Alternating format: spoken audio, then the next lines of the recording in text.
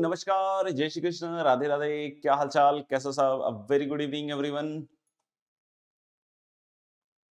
Good evening Kaleen भैया, good evening Miran, good evening Priyanshu Rajput, good evening Manish, good evening Hardik, good evening Ayush, good evening Mohammad Adil Alam, good evening Ritu, good evening Misty, good evening Ashwini, good evening Shashank Shekhar, good evening Shreya, good evening Manya Mrinal. कैसे हो सब? क्या हालचाल? चलिए, the question was like this. F X एक cubic दिया हुआ था भाई। एफ एक्स एक क्यूबिक दिया हुआ था, क्या था भाई? F x cube plus A minus two into x square plus A minus two by three into x और प्लस टू, है ना? ये क्वेश्चन था और इसमें आपको बहुत सारे पार्ट्स के आंसर्स करने थे। जैसे कुछ में था positive point of maximum, minimum point, negative point of maxima, positive point of minimum, negative point of minimum, इस तरह के सवाल थे, है ना? तो एक बार हम उनको कंप्लीट करते हैं, है ना? एक बार उनको हम कंप्लीट करते हैं, राइट? चलिए देखते हैं क्या कर सकते हैं। Good evening. सबसे पहले देखिए एक्स क्यूब का कोफिशिएंट पॉजिटिव है। एक्स क्यूब का कोफिशिएंट पॉजिटिव होने का मतलब देखो, ये तो पक्की बात है ना कि positive point of maximum minimum मतलब मोनोटोनिक तो नहीं होगा, है ना? नॉन मोनोटोनिक होगा। कैसा होगा ग्राफ? नॉन मोनोटोनिक होगा। तो अगर ग्राफ नॉन मोनोटोनिक है, सुनना ध्यान से, तो जब इसका डैश निकालोगे तो एक्स क्यूब का कोफिशिएंट पॉजिटिव है। तो पहली चीज आप समझिए, यहाँ पे पहली चीज आप समझिए, जो सबसे ज्यादा इंपॉर्टेंट चीज है कि जो हमने लास्ट क्लास में डिस्कशन किया था x1 x2 रूट वगैरह, है ना? तो x1 x2 f डैश का रूट था, है ना? x1 x2 किसका रूट था? f डैश का रूट था। तो जब माइनस इंफिनिटी होगा तो मैंने बताया था ना, a पॉजिटिव पे इंफिनिटी जाता है और माइनस इंफिनिटी पे माइनस इंफिनिटी जाता है। बताया था लास्ट क्लास में, है ना, कि a पॉजिटिव है तो इंफिनिटी पे इंफिनिटी जाएगा और माइनस इंफिनिटी पे माइनस इंफिनिटी जाएगा। जैसा दिख रहा है एक्स क्यूब का कोएफिशिएंट पॉजिटिव है, तो बताया था x1 तक इंक्रीज करेगा, फिर x1 से x2 में डिक्रीज करेगा और फिर इंक्रीज करेगा। तो मैक्सिमम मिनिमम आ रहा है, मतलब मोनोटोनिक तो नहीं है, नॉन मोनोटोनिक है ना? तो नॉन मोनोटोनिक में बोला है कि x1 तक इंक्रीज कर रहे हैं, फिर x2 तक डिक्रीज कर रहे हैं, फिर ऐसे बढ़ रहा है, ऐसा कुछ बोल रहा है ना? कोई बोले अरे सर, जरूरी थोड़ी है ऐसे ही बने, हो सकता है कि यहां से यहां तक इंक्रीज करे, फिर डिक्रीज करे, फिर इंक्रीज करे। हेलो बोले, उससे कोई मेरे को मतलब नहीं है ना, कि ऐसा भी हो सकता है और जो मैंने प्रीवियसली बतलाया था वैसा भी हो सकता है। तो कोई भी चीज हो सकती है उसमें, कोई मतलब कोई दिक्कत नहीं उसमें, है ना? इंक्रीज फिर डिक्रीज फिर इंक्रीज, ऐसा कुछ, है ना? तो पहली चीज आप समझिएगा, पहली चीज आप समझिएगा यहाँ पे कि ये बोल रहा है positive point of maxima. Positive point of maxima मतलब, पॉजिटिव पॉइंट ऑफ मैक्सिमा मतलब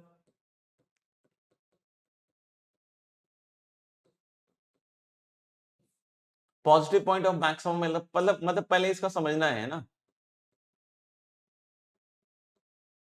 इसका मतलब हुआ कि x coordinate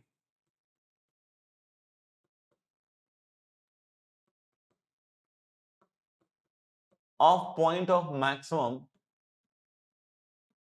should be positive.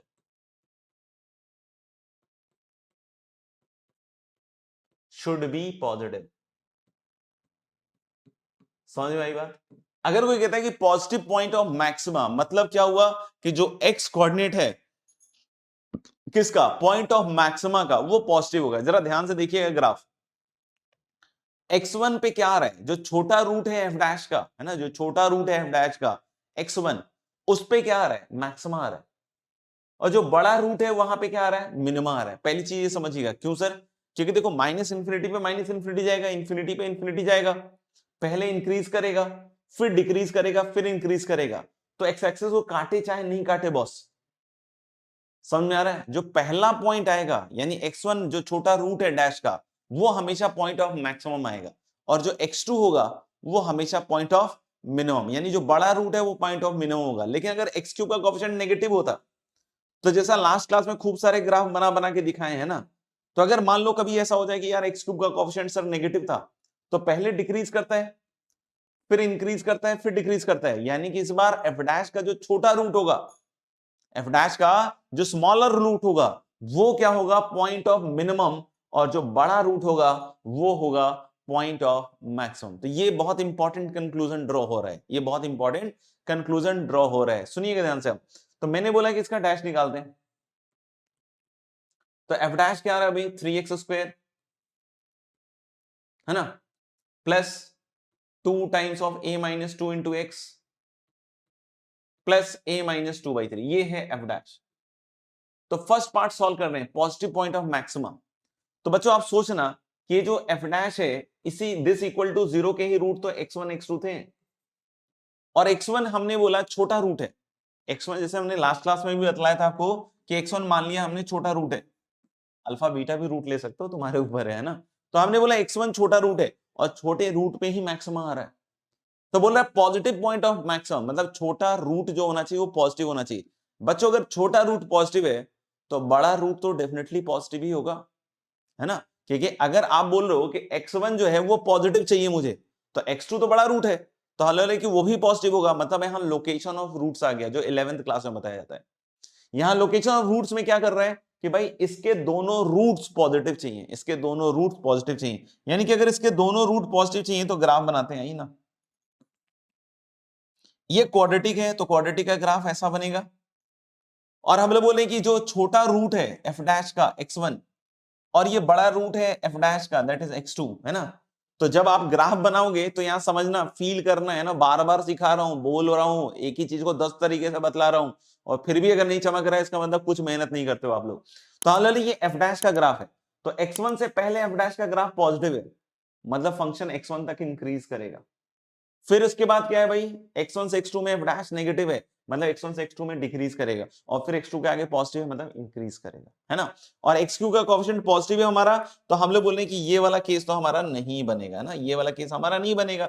वो तो x³ नेगेटिव होता तब ये वाला केस बनता, है ना, तब बनता। समझ रहे हो बात को। तो अब जरा ध्यान से सुनना, अब जरा ध्यान से सुनना कि हम लोग बोल रहे हैं कि x1 जो है पॉजिटिव, x1 है पॉइंट ऑफ मैक्सिमा, है ना, x1 है पॉइंट ऑफ मैक्सिमा। अभी भी नहीं समझ में आया तो बोल दो खटाक से, क्योंकि 4 बार बतला चुका हूं, फिर भी किसी के रह गया हो तो बतला दो भाई, है ना। बहुत देर के बाद बतलाओगे तो फिर मेरा भी कोई खास इंटरेस्ट नहीं बैठेगा उसमें, फिर दोबारा सुनिएगा, है ना। तो हम लोग ने x1 पॉइंट ऑफ मैक्सिमा है, x2 पॉइंट ऑफ मिनिमा है। कोई बोले अरे सर x1 पे तो काट रहा है, पॉइंट ऑफ मैक्सिमा कहां है, पॉइंट ऑफ मिनिमा कहां है। अब भाई ये x1 x2 fx का पॉइंट ऑफ मैक्सिमा मिनिमा की बात हो रही है ना, ध्यान से सुनो। तो हम लोग x1 fx का पॉइंट ऑफ मैक्सिमा है, x2 fx का पॉइंट ऑफ मिनिमा है। ये किसका ग्राफ है, ये f डैश का ग्राफ है, ये f डैश का ग्राफ है। और इसका पॉइंट ऑफ मैक्सिमा पॉजिटिव चाहिए, तो अगर छोटा रूट पॉजिटिव है तो बड़ा रूट तो अपने आप पॉजिटिव हो जाएगा। यानी कंडीशन क्या लगेगा, बोथ रूट्स पॉजिटिव। क्या लगाएं, location of roots. Location of roots में कैसे काम करते हैं भैया, कि इसमें क्या क्या कंडीशन लगता है। एक तो पक्का लगता है d ग्रेटर देन 0। कोई बोले सर इक्वल टू 0 भी तो होता था। भाई यहां इक्वल टू 0 पे मोनोटोनिक हो जाएगा फंक्शन, है ना, लास्ट क्लास में बताया। तो d इक्वल टू 0 इसमें नहीं लीजिएगा, है ना, सिर्फ और सिर्फ क्या लीजिएगा, d ग्रेटर देन 0। मतलब f डैश x का ग्राफ x एक्सिस को काटना चाहिए, क्वाड्रेटिक है ना। तो d पॉजिटिव लगाते हैं, पहला कंडीशन। तो d जब पॉजिटिव लगाओगे तो इसका d कितना आएगा, 4 टाइम्स a माइनस 2 का whole square minus 4 times 3 into a minus 2/3 is greater than 0, है ना। 4 टाइम्स a माइनस 2 का होल स्क्वायर 4 इंटू दिस, ऐसा आएगा ग्रेटर देन 0। अब इसमें 4 हटा दो ना भाई, उधर की साइड भेज दो। इधर क्या आएगा, a square minus 4a plus 4 minus 3a plus 2, check कर लो, है ना। अब यहां से a square minus 7a plus 6 greater than 0 आ रहा है दोस्त। a square minus 7a plus 6 greater than 0 आ रहा है, मतलब यहां से a minus 1 into a minus 6 greater than 0 आ रहा है।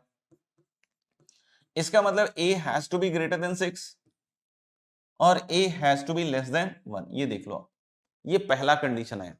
दूसरा कंडीशन क्या होता है याद है, माइनस बी अपॉन 2a, है ना, minus b upon 2a must be greater than 0। सारे कंडीशन लगाने पड़ते हैं ना।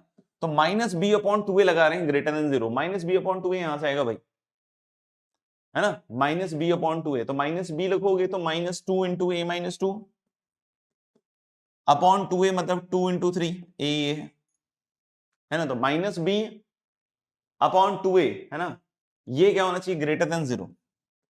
इसका मतलब a minus 2 has to be less than 0, मतलब a is going to be less than 2। एक और कंडीशन आता है थर्ड। थर्ड कंडीशन क्या आता है भाई,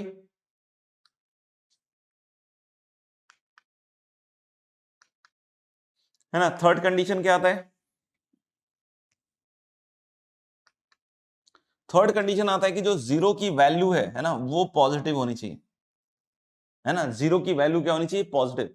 तो जीरो पे इसकी वैल्यू क्या आ रही है, ये सब साफ, जीरो पे वैल्यू आ रही है इसकी a-2/3, तो a-2/3 has to be positive, यानी a has to be greater than 2/3। अब देखो क्या होता है, अब तीनों कंडीशन की बात कर लेते हैं ना।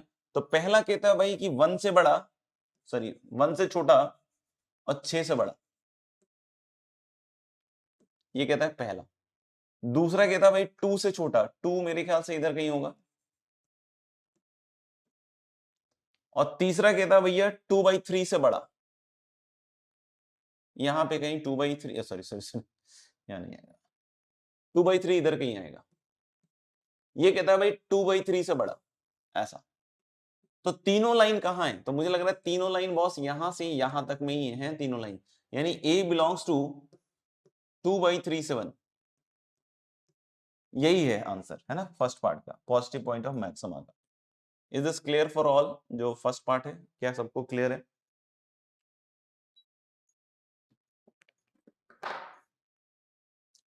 सिंपल लोकेशन ऑफ रूट्स है।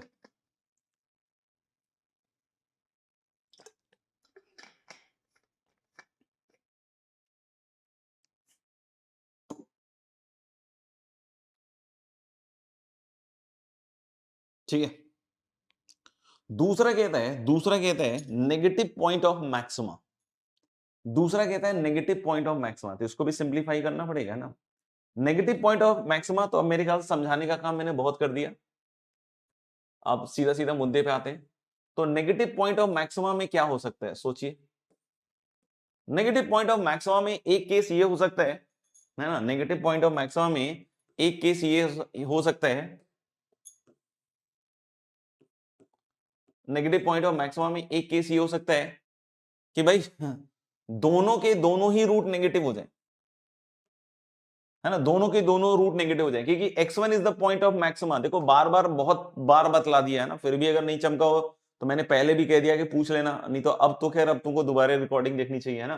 तो x1 is the point of maxima, तो इस केस में नेगेटिव हो गया क्योंकि जीरो से पीछे है। और अगर जीरो इधर भी हो ना बॉस, तो भी काम चल जाएगा, जीरो इधर भी हो ना तो भी काम चल जाएगा। इस केस में भी देख सकते हो कि जो पॉइंट ऑफ मैक्सिमा x1 था, जो बार बार समझा रहा था, ये अभी भी नेगेटिव है ना। तो हम लोग बोल सकते हैं देखो x2 पे कोई कंडीशन नहीं है टेक्निकली, x1 नेगेटिव चाहिए, तो x2 तो पॉजिटिव भी हो सकता है, जैसे यहां देखिए x2 नेगेटिव भी हो सकता है और x2 जीरो भी हो सकता है, मतलब ऐसा केस भी बना सकते हो आप, ऐसा केस भी बना सकते हो कि मतलब यही x2 आ जाए। तो x1 पे बस केस है नेगेटिव का, है ना, x1 पे बस केस है नेगेटिव का, x2 can be positive, x2 can be zero, x2 can be negative, यानी देखो इस केस में लगाते हैं पहले, तो फिर से डी पॉजिटिव लगाएंगे दोस्त, तो अब बार बार थोड़ी सॉल्व करेंगे, है ना। डी पॉजिटिव सब ये भी हमने देखा कि a ग्रेटर देन 6 और a लेस देन 1 आया था, है ना, ये चीज आई थी। दूसरा दूसरा इस केस में -b/2a should be less than 0, यानी कि इससे जो कंडीशन आया था अभी a लेस देन 2 आया था, अब यहां से क्या आ जाएगा बॉस, a ग्रेटर देन 2। और यहां तीसरा जो जीरो की वैल्यू है या तो जीरो होगी या फिर पॉजिटिव होगी, तो जीरो की वैल्यू या तो जीरो या पॉजिटिव, तो आप सोचो, यानी कि जीरो की वैल्यू या तो जीरो या तो पॉजिटिव, मतलब यहां से a is going to be greater than equal to 2/3, एक तो ये केस आएगा। अब इनका पहले सॉल्यूशन सेट लिखना पड़ेगा इंटरसेक्शन से, तो भाई यहां पे फिर से 1 6 6 के आगे 1 से छोटू, फिर क्या बोल रहे हैं 2 से बड़ा, है ना, 2 से बड़ा, फिर ये कह रहा है 2/3 से भी बड़ा, मतलब ऐसे आगे बढ़ता जाएगा। तो तीनों लाइन मुझे लग रहा है यार इसमें यहां से आगे है, और तो नहीं दिख रहा कहीं, है ना। तो यानी इस पार्ट का सॉल्यूशन तो मुझे लग रहा है a ग्रेटर देन 6 है, इस पार्ट का। इस केस में आ जाओ, इस केस में आपको पता है ना कि जीरो बिटवीन द रूट्स है, तो इसमें बस एक ही कंडीशन लगती है, याद कराना, डिस्क्रिमिनेंट का कंडीशन कोई उपयोगी नहीं होता है। जीरो पे वैल्यू बस नेगेटिव चाहिए, तो जीरो पे वैल्यू नेगेटिव चाहिए, मतलब a should be less then 2/3, है ना, जीरो पे वैल्यू नेगेटिव चाहिए तो a should be less then 2/3। तो वो बोल रहा है कि 2/3 से छोटा ये वाला, और वो बोल रहा है a ग्रेटर देन 6, इसका इंटरसेक्शन नहीं लेना है बॉस, ये भी सॉल्यूशन है, ये भी सॉल्यूशन है, तो दोनों का यूनियन आएगा, तो a belongs to minus infinity से 2/3 यूनियन 6 से इंफिनिटी। क्लियर है क्या? ये हो गया आपका नेगेटिव पॉइंट ऑफ मैक्सिमा के लिए आंसर। क्लियर है? देख लो भाई।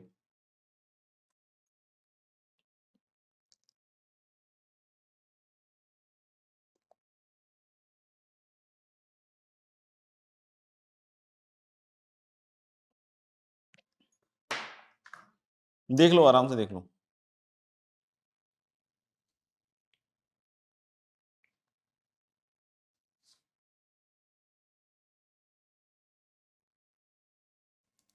चलिए, अब हम बात कर रहे हैं पॉजिटिव पॉइंट ऑफ मिनिमा के बारे में, है ना? पॉजिटिव पॉइंट ऑफ मिनिमा के बारे में बात करेंगे। तो भाई फिर से वहीं पर आते हैं, x1 x2 दो रूट्स, और positive point of maxima sorry minima के बारे में, तो x2 is the point of minima, है ना? सारी चीजें ऑलरेडी डिस्कस हो चुकी हैं। तो अगर ये पॉजिटिव चाहिए तो देखो तीन बातें हो सकती हैं कि x2 तो पॉजिटिव चाहिए, तो ऐसा हो सकता है कि x1 भी पॉजिटिव हो, या x1 जीरो भी हो सकता है, या फिर वही केस कि x1 जो है और ये x2 है ना, तो x2 पॉजिटिव चाहिए ना, तो जीरो बीच में भी हो सकता है, हाँ या ना? जीरो बीच में भी तो हो सकता है, क्योंकि सिर्फ x2 पे टेक्निकली कंडीशन है, क्योंकि हमें पॉइंट ऑफ मिनिमम पॉजिटिव चाहिए, तो इस केस में भी पॉइंट ऑफ मिनिमम पॉजिटिव और इस केस में भी। इसका आंसर अभी अभी तो निकाला हमने, है ना? इसका आंसर अभी अभी हमने निकाला, a लेस देन 2/3,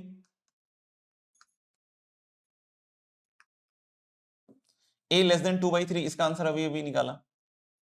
इसमें क्या चाहिए? इसमें दोनों रूट पॉजिटिव चाहिए, तो दोनों रूट पॉजिटिव का अभी निकाला था हमने, दोनों रूट पॉजिटिव का मैंने निकाला था अभी, ये वाला, है ना? इसमें बस एक चीज का ध्यान रखना पड़ेगा, दोनों रूट पॉजिटिव वाले में हमने सब कुछ लिया था, हमने एक रूट जीरो वाला केस नहीं लिया था, तो उसमें जीरो पे वैल्यू इक्वल टू जीरो, मतलब 2/3 से 1 ओपन। तो हम लोग बोले कि यहां पे आया था, है ना? ये इस वाले का आंसर आ गया, और इस वाले का आंसर क्या आ गया? 2/3 से 1। तो अल्टीमेटली क्या होगा? दोनों का यूनियन, है ना? ये भी सॉल्यूशन है, ये भी सॉल्यूशन है, तो मुझे लग रहा है कि ए बिलोंग्स टू माइनस इंफिनिटी से 1 आ रहा है शायद, इसका थर्ड पार्ट का। चेक कर लो, ये सब सॉल्व है ना? अब कोई बोले कि सर ये कैसा है, वो कैसा है, तो अभी थोड़ी देर पहले सॉल्व किया है ना, चेक कर लीजिए, खुद से मेहनत कर लीजिए, जब सब चीज सीख चुके हैं तो पूछने पूछने से कब तक काम चलाइएगा, कभी तो कलम लेके सॉल्व करना ही पड़ेगा, है ना? तो ये हो गया आपका थर्ड पार्ट। अब बोलता है भाई कि नेगेटिव पॉइंट ऑफ, है ना, ये थर्ड पार्ट हो गया, ये हो गया पॉजिटिव पॉइंट ऑफ मिनिमा। अब आ गया थर्ड पार्ट कि नेगेटिव पॉइंट ऑफ मिनिमा। तो बेटा x1 x2 ऐसा होगा फिर, और बोला कि नेगेटिव पॉइंट ऑफ मिनिमा मतलब अब दोनों रूट इधर की साइड आ जाएंगे, दोनों रूट लेस देन जीरो। तो ये अभी तो सॉल्व किया ही है, ये अभी सॉल्व किया ही है ना? देख लेते हैं कहां सॉल्व किया है, ये वाला। इसमें बस ये इक्वल टू जीरो वाला केस नहीं होगा, सिर्फ ये वाला केस रहेगा, ये वाला केस रहेगा। तो इसमें हमारे पास ये सब आया था, तो ये शायद a ग्रेटर देन 6 आया था, है ना? a ग्रेटर देन 6, ठीक है। तो हम लोग बोल सकते हैं अगर a ग्रेटर देन 6 आया था, तो यानी कि ये जो फोर्थ पार्ट है इसमें a is going to be greater than 6। देख लो भाई, कोई लफड़ा हो तो बतला देना, है ना? a is greater than 6। सब सॉल्व है इसलिए डायरेक्टली लिख रहा हूं।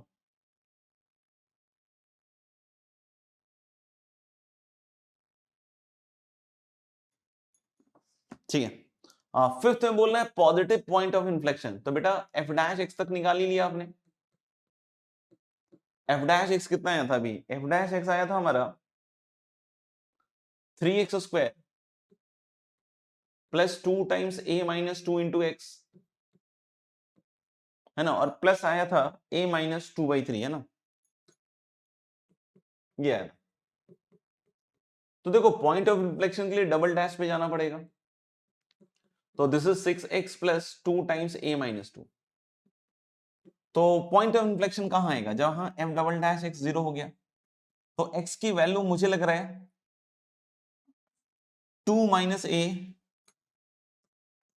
अपॉन 3 आ रहा है ना? तो कोई बोलता है पॉजिटिव पॉइंट ऑफ इन्फ्लेक्शन, तो हम लोग बोले कि अगर पॉजिटिव पॉइंट ऑफ इन्फ्लेक्शन कहता है तो 2 minus A upon 3 is greater than 0, मतलब ए इज लेस देन 2, ये है पॉजिटिव पॉइंट ऑफ इन्फ्लेक्शन। क्या बोलता है नेगेटिव पॉइंट ऑफ इन्फ्लेक्शन, तो नेगेटिव पॉइंट ऑफ इन्फ्लेक्शन मतलब a is going to be greater than 2। तो ये हो गया आपका पॉजिटिव पॉइंट ऑफ इन्फ्लेक्शन,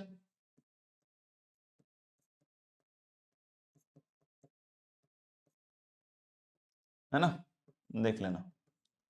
और ये हो गया आपका negative point of inflection, check कर लीजिए।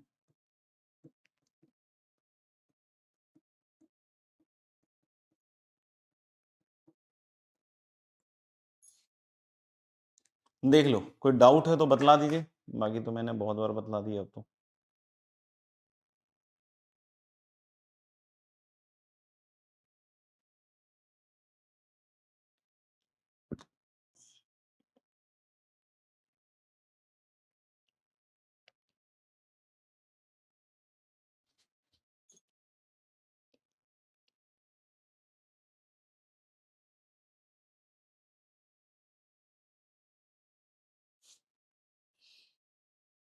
ठीक है, आगे बढ़े फिर, आगे बढ़े।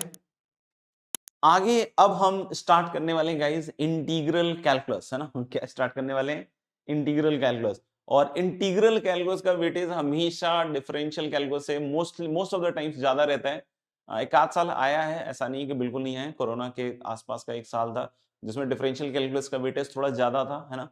लेकिन most of the times difference integral calculus जो है वो वेटेज में थोड़ा ज्यादा होता है। तो अब आपके साल पे भी बहुत सारा चीज डिपेंड करता है ये क्या सवाल पूछते हैं, राइट।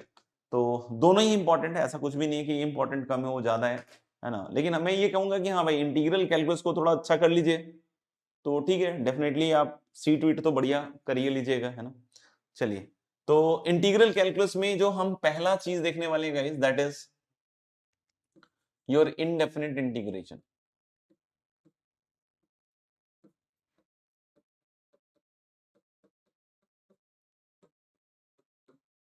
तो इंटीग्रेशन को दो पार्ट्स में डिवाइड किया गया है, एक तो आपका इंडेफिनिट इंटीग्रेशन है और दूसरा आपका कौन सा है, डेफिनिट इंटीग्रेशन। डेफिनिट इंटीग्रेशन, है ना। एक इंडेफिनिट इंटीग्रेशन है और डेफिनेटली दूसरा कौन सा है आपका, डेफिनिट इंटीग्रेशन। जेई एडवांस की बात करें तो डेफिनिट इंटीग्रेशन का वेटेज बहुत ज्यादा हाई रहता है comparatively indefinite integration. Indefinite integration JEE advance बहुत कम पूछता है, ज्यादातर वो जो पूछता है that is all about your definite integration. लेकिन जेई मेन की अगर हम बात करें तो एक आध सवाल इंडेफिनिट का रहता ही रहता है ना, एक आध सवाल रहता ही रहता है, ठीक है। तो इंडेफिनिट इंटीग्रेशन भी वैसे हम लोग ऐसा नहीं कि बहुत कम पढ़ेंगे, it will be exhaustive in nature, बहुत परेशान करने वाला है ना। और अगर किसी को लगता है कि मैंने इनसे पढ़ा था और मुझे बिल्कुल परेशानी नहीं हुई थी इंडेफिनिट इंटीग्रेशन में, तो फिर आप मान के चलिए कि आपको कुछ नहीं पढ़ाया गया था, है ना। तो अगर आप सही में पढ़ रहे हैं इंडेफिनिट इंटीग्रेशन और सही में होमवर्क्स वगैरह कर रहे हो, आपको लग रहा है कि यार इंडेफिनिट इंटीग्रेशन किया और मेरे को तो कोई चुनौती का सामना ही नहीं करना पड़ा, इसका मतलब आप क्या कर रहे थे, आप सोच लीजिए। हो सकता हो कि आप, है ना, आर्ट्स वार्ट्स कुछ कर रहे होंगे भगवान जाने, हमें नहीं पता फिर तो, ठीक है ना। तो इंडेफिनिट इंटीग्रेशन का सही में सीखना है तो इसमें काफी चुनौती रहती है, क्यों, क्योंकि इसमें सिंप्लीफिकेशन बहुत इन्वॉल्व रहता है ना, सिंप्लीफिकेशन बहुत इन्वॉल्व रहता है। इसमें कंपाउंड एंगल जो क्लास 11th के सिंप्लीफिकेशन हैं, अलजेब्रा के सिंप्लीफिकेशन हैं, वो सारी चीजें इसमें इस्तेमाल में आएंगी, है ना, सारी चीजें इस्तेमाल में आएंगी। एक बच्चा इनफैक्ट अभी मिला था मेरे को, तो वो तो कह रहा था कि सर पहले मुझे कंपाउंड एंगल नहीं आता था, बट अब आपसे इंडेफिनिट इंटीग्रेशन पढ़ लिया है तो अब कंपाउंड एंगल आने लग गया है। तो मतलब आप समझ लीजिए कि इंडेफिनिट इंटीग्रेशन का प्रभाव कितना होता है, कि अगर आपको कंपाउंड एंगल आता है तब तो इंडेफिनिट इंटीग्रेशन ऑफ कोर्स अच्छा हो जाएगा। लेकिन उस बच्चे ने तो ऐसा बोल दिया कि भाई इंडेफिनिट करते-करते उसका कंपाउंड एंगल जो है वो स्ट्रॉन्ग हो गया, है ना? तो उस चीज़ का ध्यान रखिएगा, यानी कि कंपाउंड एंगल ठीक-ठाक लेवल पे आएगा ही आएगा, है ना? इस चीज़ को भी समझिएगा। उसके सिम्प्लिफिकेशंस बहुत ज़्यादा हद तक यूज़ होंगे, ठीक है? तो इंडेफिनिट इंटीग्रेशन ठीक है, बहुत ज़्यादा वेटेज में नहीं है, लेकिन फिर भी मैं बोलूँगा कि बहुत इम्पोर्टेंट है, क्योंकि ये आपको सिम्प्लिफिकेशन सिखाता है। इसमें आपका दिल गुर्दा बहुत चाहिए होता है, पेशेंस बहुत चाहिए होता है, चीजों को ऑब्जर्व करने की चीजें बहुत सारी इसमें सीखने वाले हैं। तो जो बच्चे ईमानदारी से करने वाले हैं, तो ठीक है, नंबर के हिसाब से ये डायरेक्ट कन्वर्ट नहीं होगा, लेकिन बहुत सारी जगहों पर उसमें आप देखोगे आपको बहुत इंप्रूवमेंट मिलने वाला है। क्यों? क्योंकि सिंप्लीफिकेशन सीखना अपने आप में एक बहुत बड़ी महारत का काम है, सबके बस का होता नहीं है। तो इंडेफिनिट इंटीग्रेशन में चलते हैं, और इसको हम लोग बोलते क्या है भैया, इसको हम लोग बोलते हैं भाई इनवर्स प्रोसेस ऑफ है ना, inverse process of differentiation, this is called as inverse process of differentiation. ठीक है, तो कोई बोलता है कि sir integral f x dx, integral f x dx, तो इनवर्स प्रोसेस ऑफ डिफरेंशिएशन के हिसाब से हम लोग क्या कहते हैं साहब, कि कौन सा ऐसा फंक्शन है जिसको डिफरेंशिएट करके एफ एक्स आया है and that will be the answer. तो यानी कि अगर हमें ये पता है कि derivative of some function g x is f x, है ना, derivative of some function g x is f x. अच्छा, अगर derivative of g x is f x, तो I hope no one will mind कि g x plus c का भी derivative फिर F x ही होगा। अगर gx का डेरिवेटिव fx है तो gx प्लस c का जो डेरिवेटिव है वो भी fx के बराबर ही आएगा। तो कोई बोलता है what is the integral of fx, तो हमने किस फंक्शन को डिफरेंशिएट करके fx आया, वही इसका आंसर होगा। That is what we call as inverse process of differentiation, that is what we call as inverse process of differentiation, कि जो फंक्शन को डिफरेंशिएट करके fx आएगा वही हमारा आंसर होगा। यानी कि fx dx का इंटीग्रल हमारे हिसाब से क्या होना पड़ेगा फिर, gx और प्लस सी लिखना भूलेंगे नहीं, क्योंकि gx का डेरिवेटिव अगर fx है तो gx प्लस सी का भी डेरिवेटिव क्या होगा, fx। This is called as inverse process of differentiation. यहां पे कुछ नाम है ना, ध्यान से सुनिएगा नाम। जैसे इसको हम लोग बोलते हैं गाइस, इसको हम लोग बोलते हैं this fx is called as integrand.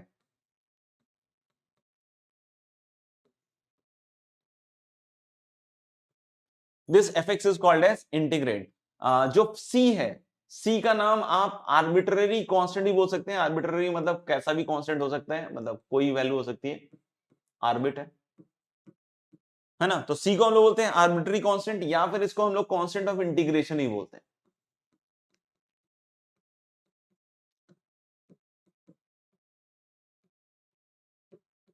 ठीक है, तो c को दोनों नामों से बुलाया जाता है, कांस्टेंट ऑफ इंटीग्रेशन ही बोलते हैं और इंटीग्रेशन भी, सॉरी, आर्बिट्ररी कांस्टेंट भी बोलते हैं। आपको पता है कि इंटीग्रेशन का लिटरल मीनिंग क्या होता है, समेशन। इंटीग्रेशन का मीनिंग क्या होता है, समेशन। तो ये जो आप सांप जैसा चित्र देख रहे हैं बच्चों, ये एक्चुअली, है ना, ये एक्चुअली इलोंगेटेड एस है ना, ये इलोंगेटेड एस है। मतलब आप देख रहे हो ना कि जो एस लिखा है उसको खींच दिया गया है ना, खींच दिया गया है। ठीक है, तो हम लोग बोलेंगे क्या कि this is elongated S. S stands for summation, elongated S है ना, S stands for what, summation. और जो फंक्शन आपको मिला है एज प्रोसेस ऑफ इंटीग्रेशन, जो फंक्शन आपको मिला है एज प्रोसेस ऑफ इंटीग्रेशन, ये फंक्शन है ना, जो फंक्शन आपको मिला है एज प्रोसेस ऑफ इंटीग्रेशन, इसके बहुत सारे नाम है। इसका एक नाम है दोस्त, इसका एक नाम है, सुनेंगे ध्यान से, इसका एक नाम है प्रीमिटिव। ये वर्ड काफी प्रयोग में आता है तो घबराना नहीं है। जब भी कोई बोलता है, जब भी कोई बोलता है कि what is the primitive of FX, तो उसका मतलब क्या हुआ कि भैया वो आपसे एफएक्स का इंटीग्रेशन पूछ रहा है ना। जीएक्स प्लस सी को प्रीमिटिव कहेंगे, तो किसका प्रीमिटिव है ये, एफएक्स का प्रीमिटिव है ना। तो अगर कोई बोलता है कि what is the primitive of FX, मतलब आपको बोला जा रहा है कि इंटीग्रेट कीजिए। आपको क्या बोला जा रहा है, इंटीग्रेट कीजिए। ठीक है, तो इस जीएक्स प्लस सी को एक वर्ड हम यूज करते हैं गाइस, प्रीमिटिव। सुनिएगा, जैसे हम लोग यहां पे बोलते हैं ना कि जीएक्स प्लस सी का डेरिवेटिव एफएक्स है, यही तो बोलते हैं कि जीएक्स प्लस सी का डेरिवेटिव एफएक्स है। तो हम उल्टा भी बोल सकते हैं कि एफएक्स का anti derivative GX plus c है। ठीक है, फिर से एक बार, जीएक्स प्लस सी का डेरिवेटिव एफएक्स है, तो anti derivative of f x is g x plus c. यानी उस हिसाब से जीएक्स प्लस सी को हम लोग क्या बोल सकते हैं, एंटी डेरिवेटिव। उस हिसाब से उसको क्या बोल सकते हैं हम लोग, एंटी डेरिवेटिव। फिर अगर कोई बोले gx plus c is indefinite integral of fx, तो चलेगा ही बॉस, है ना। कोई बोलता है fx का इंडेफिनिट इंटीग्रल, तो fx का indefinite integral is gx plus c. तो ये डिफरेंट नाम है जिससे आप इसको बुलाते हैं। gx प्लस सी को सिंपली आप इंटीग्रल भी यूज कर सकते हैं कि what is integral of fx, तो ये भी वर्ड आप यूज कर सकते हैं, सिंपल, है ना। इनडेफिनिट इंटीग्रल ऐसा बोलने की जरूरत नहीं है, आप इंटीग्रल बोल के भी काम चला सकते हैं। देख लीजिएगा, लिख लीजिएगा।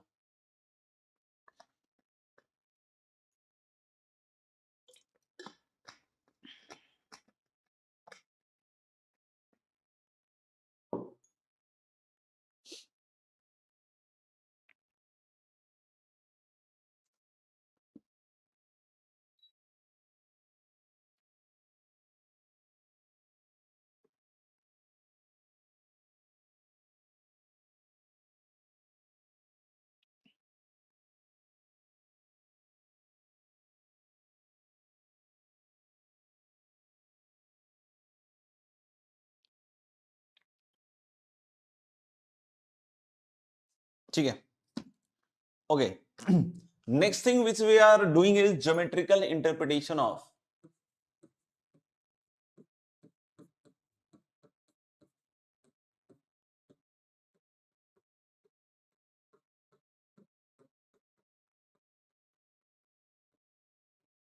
है ना, geometrical interpretation of indefinite integrals.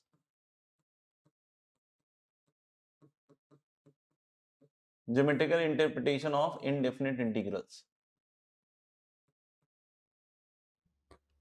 ठीक है। तो कोई बच्चा कहता है कि sir integrals that is connected with area, सावधान सावधान, है ना। हलो, इनडेफिनिट इंटीग्रल का ज्योमेट्रिकल इंटरप्रिटेशन दूर दूर तक एरिया से रिलेट नहीं करता है ना, दूर दूर तक it is not related to area, दूर दूर तक ये एरिया से रिलेट नहीं करता है दोस्त, है ना। जो एरिया से रिलेट करता है वो डेफिनिट इंटीग्रल है, और वो भी एग्जैक्टली एरिया से रिलेट नहीं करता है, वो हम तब पढ़ेंगे जब डेफिनिट इंटीग्रल करेंगे। बट यहां पहले समझ लीजिए कि इनडेफिनिट इंटीग्रल का कोई भी ताल्लुक किसी भी तरह का, दूर दूर का भी नहीं, पास पास का तो बिल्कुल नहीं, है ना, एरिया से नहीं होता। जैसे हम एक एग्जांपल लेकर इसमें सोचते हैं, है ना, कोई बोलता है भाई इंटीग्रल ऑफ 2x dx, तो पहले हम सोचेंगे कि भाई किस फंक्शन का डिफरेंशिएट करके 2x आएगा, तो हम लोग क्या बोलेंगे, अच्छा 2x का इंटीग्रल डिफरेंशिएशन किससे आएगा, एक्स स्क्वायर से, तो एक्स स्क्वायर इसका इंटीग्रेशन होगा और प्लस सी लिखेंगे,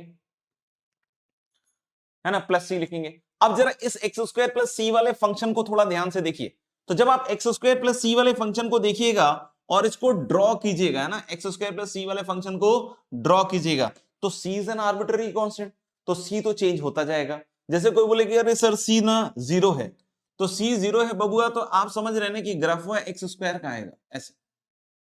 कोई बोले अरे सर सी वन है, तो एक्स स्क्वायर प्लस वन का आएगा। कोई बोले अरे माइनस वन है, तो एक्स स्क्वायर माइनस वन का आएगा। कोई बोले हाफ है, तो एक्स स्क्वायर प्लस हाफ का आएगा। कोई बोले माइनस हाफ है, तो एक्स स्क्वायर माइनस हाफ का आएगा। आप समझ रहे हैं कि सी को जैसे जैसे चेंज करते जाइएगा, है ना, सी को जैसे जैसे चेंज करते जाइएगा, तो सी इक्वल टू जीरो पे जैसे ये है, सी इक्वल टू हाफ पे ये है, सी इक्वल टू वन पे ये है, सी इक्वल टू माइनस हाफ पे ये है, सी इक्वल टू माइनस वन पे ये है। ऐसे आप जब सी को चेंज करते जाइएगा तो you will be getting family of curves. क्या मिलेगा आपको, family of curves. Infinite curves generate होंगे, इनफाइनाइट कर्व्स जनरेट होंगे, और उनको हम क्या नाम देंगे, फैमिली ऑफ कर्व्स। तो ज्योमेट्रिकली इंडेफिनिट इंटीग्रल किससे कनेक्ट करता है, this connects with family of curve. अब ये जो फैमिली ऑफ कर्व है, इसका हर एक मेंबर एक प्रॉपर्टी सेटिस्फाई करेगा, इसका हर एक मेंबर एक प्रॉपर्टी सेटिस्फाई करेगा। कोई पूछे सर क्या प्रॉपर्टी सेटिस्फाइड करेगा, तो हम लोग बोले कि अगर आप टेंजेंट का स्लोप देखिएगा ना x इक्वल टू x1 पे, मान लीजिए x1 है, तो जो टेंजेंट का स्लोप होगा ना दोस्त x इक्वल टू x1 पे सबका सेम होगा, सबका सेम होगा, every member will have the same slope. क्योंकि आप सोच रहे हो ना कि जब मैं इसको डिफरेंशिएट करूंगा तो c तो गायब हो जाएगा, तो डिफरेंशिएशन के बाद c सिंस गायब हो गया तो जो डेरिवेटिव मिलेगा वो तो इंटीग्रेंड ही मिलेगा ना, ये 2x ही तो मिलेगा। तो आप x इक्वल टू x1 लीजिएगा किसी भी कर्व के लिए, तो सबके लिए कितना मिलेगा, 2x1। यानी हम लोग बोल सकते हैं क्या कि ज्योमेट्रिकली इनडेफिनिट इंटीग्रल क्या रिप्रेजेंट करता है भाई, ये फैमिली ऑफ कर्व रिप्रेजेंट करता है जिसका हर एक मेंबर एक कॉमन प्रॉपर्टी सेटिस्फाई करेगा। क्या कॉमन प्रॉपर्टी सेटिस्फाई करेगा भाई, कि slope of the tangent at x equal to x1, slope of the tangent at x equal to x1 is going to be same. तो इन्हीं बातों को मैं इंग्लिश में लिखवा रहा हूं, आप लिखना चालू कीजिए, है ना। ज्योमेट्रिकली इंडेफिनिट इंटीग्रल्स, है ना, geometrically indefinite integrals represents geometrically indefinite integrals represents family of curves. Geometrically indefinite integrals represents family of curve whose every member, geometrically indefinite integrals represents family of curve whose every member satisfies a common property. Geometrically indefinite integrals represents family of curves whose every member satisfy a common property, that the slope of the tangent whose every member satisfy a common property that the slope of the tangent at x equal to x1, whose every member satisfy a common property that the slope of the tangent at x equal to x1 is same, whose every member satisfy a common property that the slope of the tangent at x equal to x1 is same for every curve. Slope of the tangent is whose every member satisfy a common property that the slope of the tangent at x equal to x1 is same for every curve, is same for every curve. लिख लिया सबने? ये diagram बन गया हो तो done कर दीजिएगा, है ना? तो आगे बढ़ते हैं।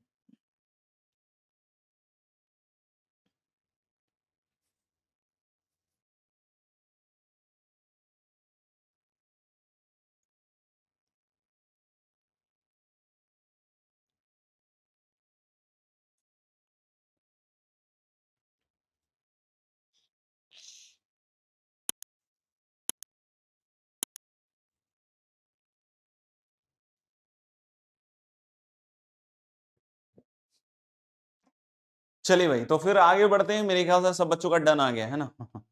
अब जैसे अगर आपने ध्यान दिया होगा तो हम लोगों ने जब डिफरेंशिएशन पढ़ा था तो डिफरेंशिएशन में भी मैंने सबसे पहले आपको एक स्टैंडर्ड लिस्ट ऑफ डेरिवेटिव दिया था। स्टैंडर्ड लिस्ट ऑफ डेरिवेटिव का हमने इस्तेमाल कैसे किया था भाई, और बहुत काम की चीज थी, है ना। ऐसा नहीं कि मजाक में बस लिखाने के लिए लिखा दिया कि सर कॉपी की सुंदरता बहुत बड़ी थी उसके लिखने के बाद। नहीं भाई, सुंदरता बढ़ाने के हिसाब से नहीं था, एक्चुअली वो प्रॉब्लम सॉल्विंग में आपके इस्तेमाल आ रहा था, क्योंकि हर एक डिफरेंशिएशन जो था वो कहीं ना कहीं स्टैंडर्ड लिस्ट ऑफ डेरिवेटिव पे ही जाके एंड करता था। तो जैसे स्टैंडर्ड लिस्ट ऑफ डेरिवेटिव था वैसे ही स्टैंडर्ड लिस्ट ऑफ इंटीग्रेशन भी है। वो स्टैंडर्ड लिस्ट ऑफ इंटीग्रेशन आपको याद रखना ही पड़ेगा, चाहे कुछ भी कर लो, स्टैंडर्ड लिस्ट ऑफ इंटीग्रेशन याद रखना ही पड़ेगा। क्यों? क्योंकि जो भी इंटीग्रेंड दिया रहेगा सवाल में सिंप्लीफाई करने के लिए, उसको बच्चे तोड़ तोड़ के उस स्टैंडर्ड लिस्ट ऑफ इंटीग्रेशन में बदलना पड़ेगा, और फिर उसको बार बार आप बेसिक से सॉल्व नहीं कर पाओगे कि यार इसका क्या डिफरेंशिएशन आता था यार कैसे। अरे भाई, वो डायरेक्ट जो फॉर्मूला है वो डायरेक्ट लिखेंगे, है ना। तो यानी हम लोग यहां पे एक स्टैंडर्ड लिस्ट ऑफ इंटीग्रेशन भी देखेंगे, लेकिन जो स्टैंडर्ड लिस्ट ऑफ इंटीग्रेशन है, unlike standard list of derivatives, ये धीरे धीरे बढ़ेगा भी, है ना। क्योंकि हम सारी चीजें आज ही आपको स्टैंडर्ड लिस्ट ऑफ इंटीग्रेशन में प्रोवाइड नहीं करा पाएंगे, क्योंकि कुछ टेक्निक्स भी हम इंटीग्रेशन में देखेंगे और उस टेक्निक्स के बेसिस पे बहुत सारे स्टैंडर्ड इंटीग्रल्स आगे भी आएंगे। ठीक है ना। फिर से एक बार सम अप कर देते हैं कि हम जैसे standard list of derivatives differentiation में देखते थे, वैसे ही स्टैंडर्ड लिस्ट ऑफ इंटीग्रेशंस भी हम देखेंगे। लेकिन ये जो स्टैंडर्ड लिस्ट ऑफ इंटीग्रेशन है दोस्त, ये धीरे धीरे बढ़ेंगे। क्यों? क्योंकि हम कुछ टेक्निक्स भी सीखेंगे इन बिटवीन, और उस टेक्निक्स के बेसिस पे भी हम कुछ standard list of integrations generate करेंगे, जो आगे चल के उस स्टैंडर्ड लिस्ट में अपनी जगह बनाता जाएगा। यानी उन सब को याद करना इंपॉर्टेंट है। क्यों याद करना इंपॉर्टेंट है?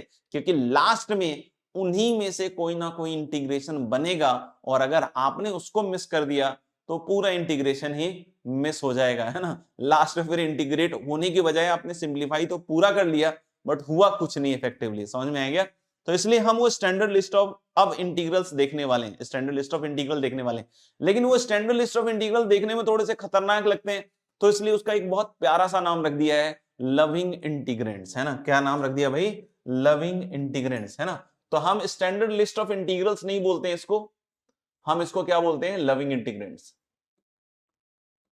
हाँ, बस देखते ही प्यार होने वाला है।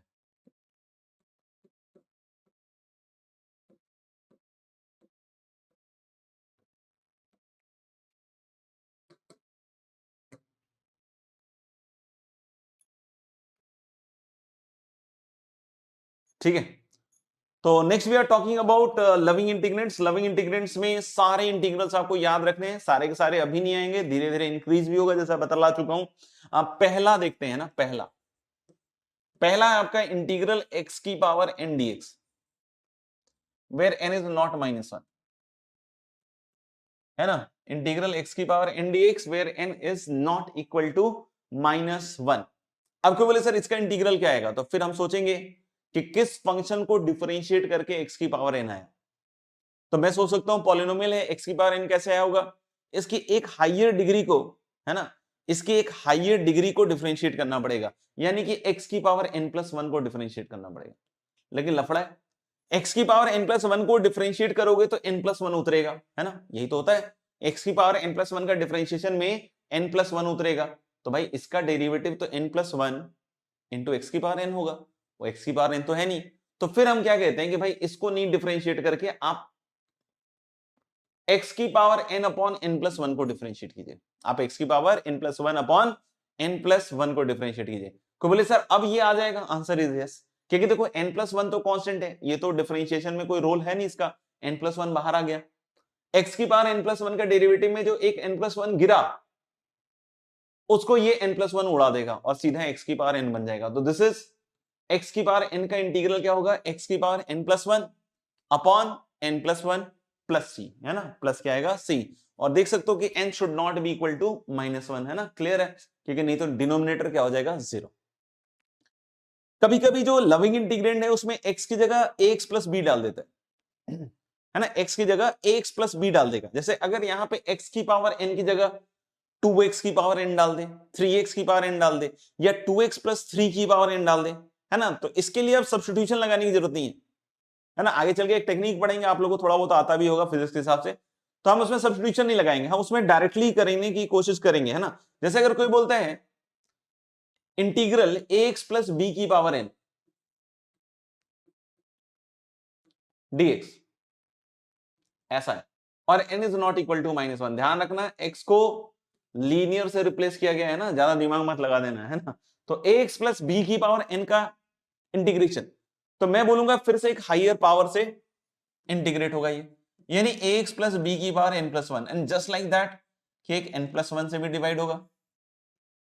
यहां एक और दिक्कत आएगी, यहां एक और दिक्कत आएगी, जब आप इसको डिफरेंशिएट कीजिएगा तो n प्लस वन तो कांस्टेंट है, वो बाहर आ जाएगा, तो n प्लस वन उतरेगा, उससे कट जाएगा, ax प्लस b की बार n भी आ जाएगा, लेकिन फिर चेन रूल से ax प्लस b का डिफरेंशिएशन होगा, और ax प्लस b के डिफरेंशिएशन में एक a आएगा, तो यानी इसका इंटीग्रेशन ये नहीं बैठा, कब बैठेगा, जब आप कोएफिशिएंट ऑफ x यानी कि a से डिवाइड करें, तब आप देख लो आप सेट हो गए, क्योंकि अब आप इसको डिफरेंशिएट कीजिएगा तो n प्लस वन उतरेगा, है ना, मेरे ख्याल समझ रहे होगे, इसलिए ओरली लिख रहा हूं, फिर ax प्लस b की बार n भी बन जाएगा, और फिर ax प्लस b का a आएगा, तो n प्लस वन इंटू ए पूरा का पूरा खत्म हो जाएगा और ये बन जाएगा। यानी कभी भी x की जगह लीनियर इन x आ जाए, यानी कि x की जगह ax प्लस b आ जाए, तो सब कुछ सेम टू सेम रखेंगे, सब कुछ सेम टू सेम रखेंगे, बस ध्यान रखेंगे कि कोएफिशिएंट ऑफ x से डिवाइड करना ना भूलें, है ना, कोएफिशिएंट ऑफ x से डिवाइड करना ना भूलें।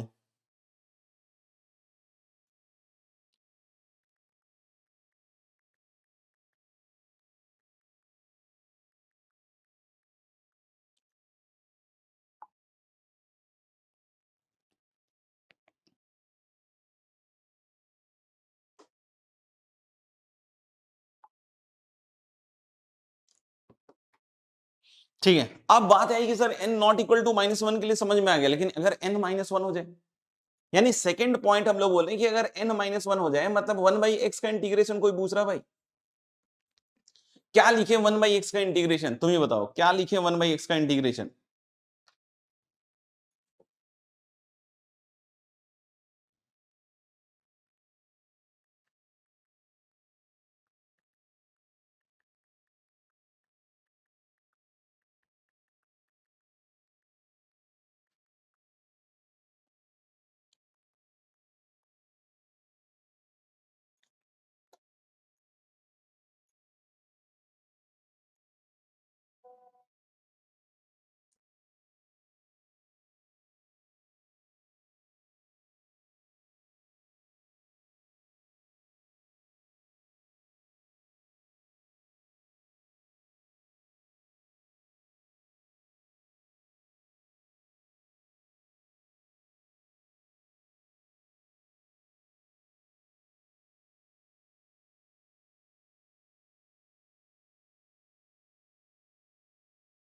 ठीक है,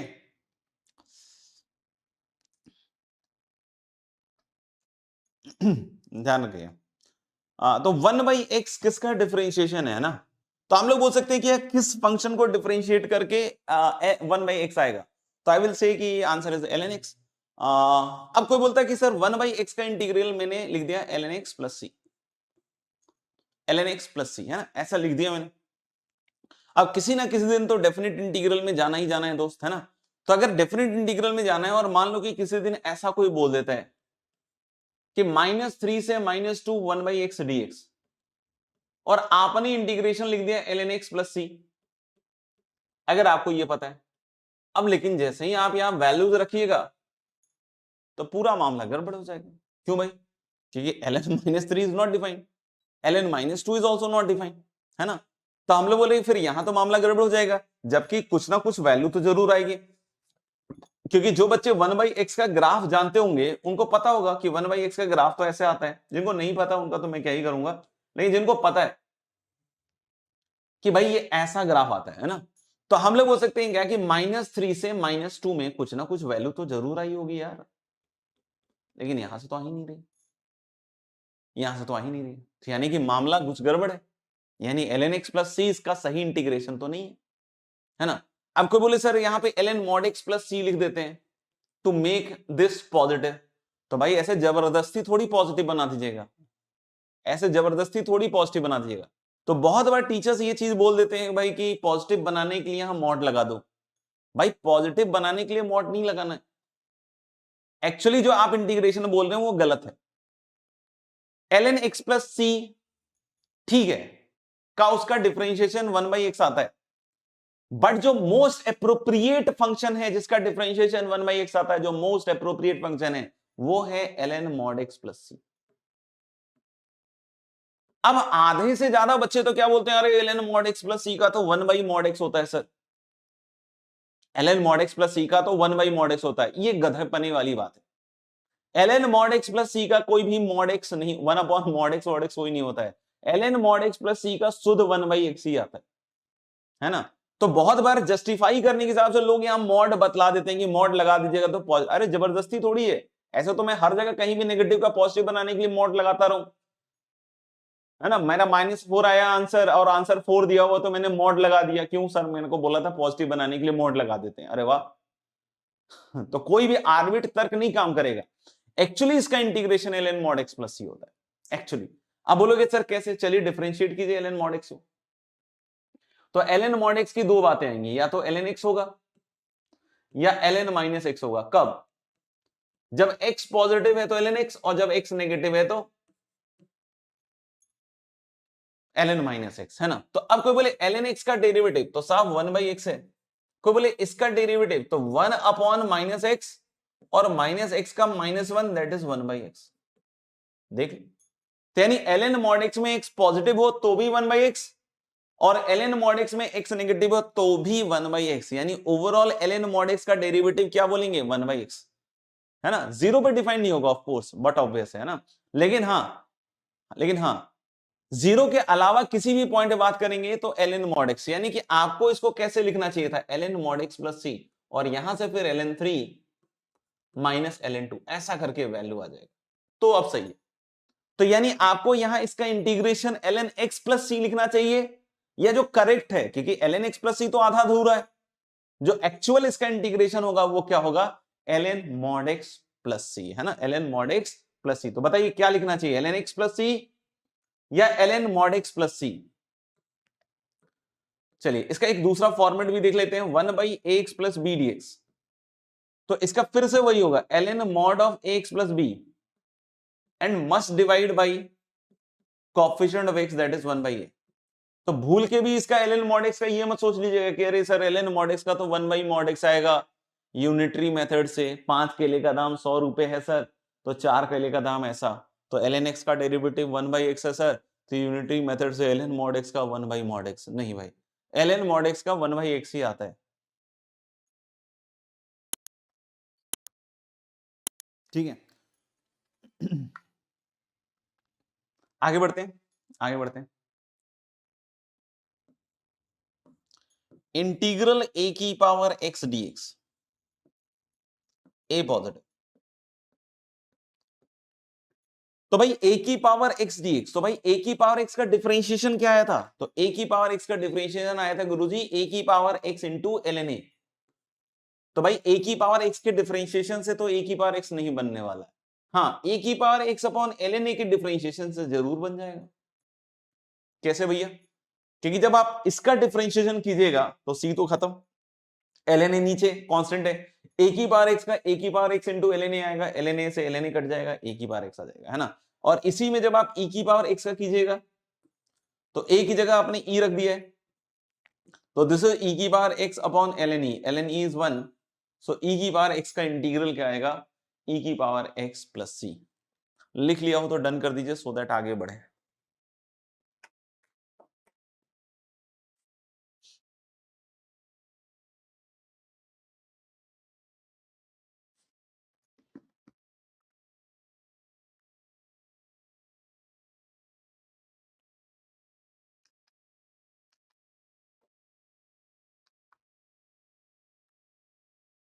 ठीक है, coming to the fourth part, trigonometry वाले पे आते हैं। लीनियर वाला मैंने सब छोड़ दिया है, लीनियर वाले में बस कोएफिशिएंट ऑफ x से डिवाइड करना ना भूलें। तो कोई बोल रहा है भैया sin x का इंटीग्रल, तो हम लोग लेके sin x का इंटीग्रल सिंपल है, cos x को डिफरेंशिएट किया था तो माइनस sin x आया था, तो cos x को डिफरेंशिएट किया था तो माइनस sin x आया था, तो ये माइनस cos x को डिफरेंशिएट करने से आएगा, क्योंकि माइनस cos x को जब आप डिफरेंशिएट कीजिएगा तो प्लस sin x आ जाएगा। फिफ्थ पॉइंट, तो बोला कि सर cos x का इंटीग्रेशन, तो cos x का integration of course sin x को डिफरेंशिएट करके cos x आता है तो sin x प्लस c। अब sin x की जगह sin of ax plus b हो जाए तो भाई कोएफिशिएंट ऑफ x से डिवाइड करना ना भूलें, है ना, कोएफिशिएंट ऑफ x से डिवाइड करना ना भूलें। तो बोले tan x का इंटीग्रेशन, वो भी लविंग इंटीग्रेंड है बट अभी नहीं देखेंगे, है ना, वो जब हम सब्स्टिट्यूशन का मेथड आपको सिखाएंगे तब वहां पे tan x का लविंग इंटीग्रेंड आ जाएगा, है ना, tan x भी लविंग इंटीग्रेंड है, cot x भी लविंग इंटीग्रेंड है, लेकिन वो सब मेथड ऑफ सब्स्टिट्यूशन के बाद लविंग इंटीग्रेंड बन जाएगा, है ना। अभी हम लोग बात कर रहे हैं जो पता है, बिल्कुल डायरेक्टली पता है ना, जैसे अब नेक्स्ट मान लो integral sec x tan x, तो भाई integral sec x tan x dx, तो किसको डिफरेंशिएट करेंगे, तो sec x को। आपको पता ही है कि sec x को डिफरेंशिएट करेंगे तो sec x tan x आता है ना। कोई बोला कि अरे sir cosec x cot x,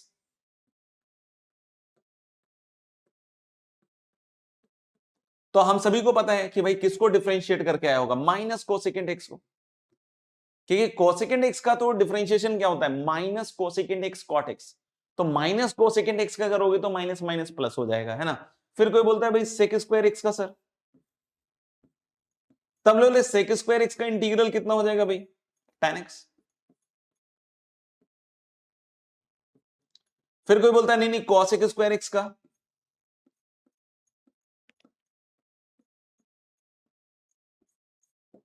है ना, तो हम लोग बोल सकते हैं कि माइनस cot x,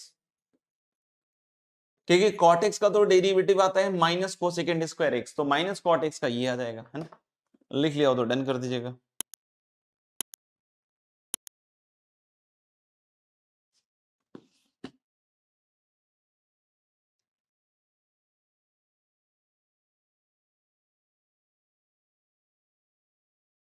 ठीक है, चलिए इनवर्स ट्रिग्नोमेट्री में थोड़ा घुसते हैं। dx upon under root of 1 minus x square, है ना, या फिर इसी में एक है dx upon under root of a square minus x square, सब एक बार में समेट लेंगे, ए पॉजिटिव, है ना।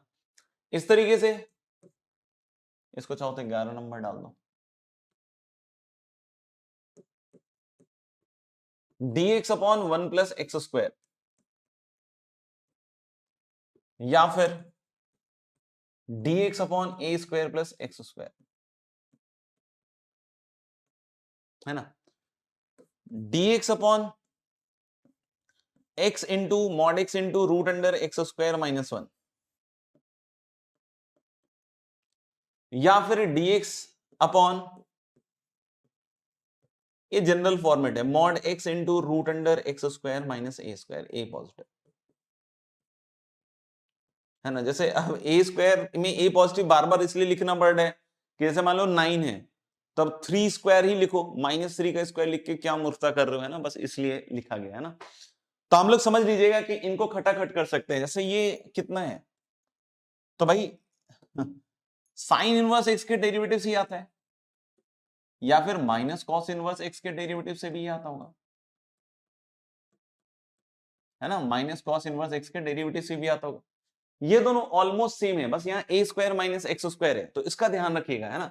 इसका आता है बच्चों sine inverse x by a, plus c, sine inverse x by a plus c. कोई पूछे इसका सर, तो इसका बेटा tan inverse x plus c भी लिख सकते हैं आप, या फिर minus of cot inverse x plus के भी लिख सकते हो, और लगा देता हूं है ना बीच में, दोनों में से कोई भी यूज कर सकते हो। कोई पूछे इसका, तो इसमें ध्यान रखिएगा एक बाहर आएगा 1/a tan inverse x by ए,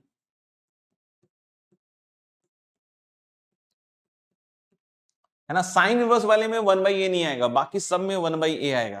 कोई पूछे इसका सर, तो इसका sec inverse x plus c, या फिर minus of cosec inverse x plus c. आपको पता ही इनका डिफरेंशिएशन क्लियर है। और इसका कितना आएगा बच्चों, 1/a sec inverse x by a plus c. देख लीजिएगा, तो इन दोनों में 1/a रहेगा। लिख लिया हो तो डन कर दीजिए बच्चों।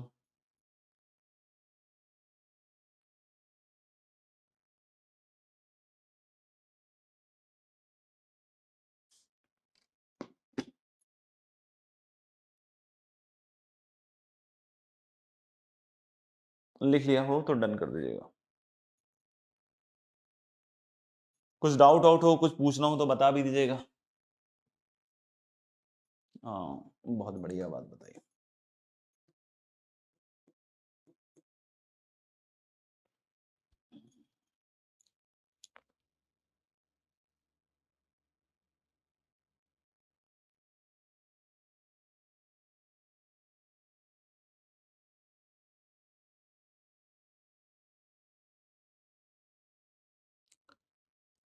हम्म।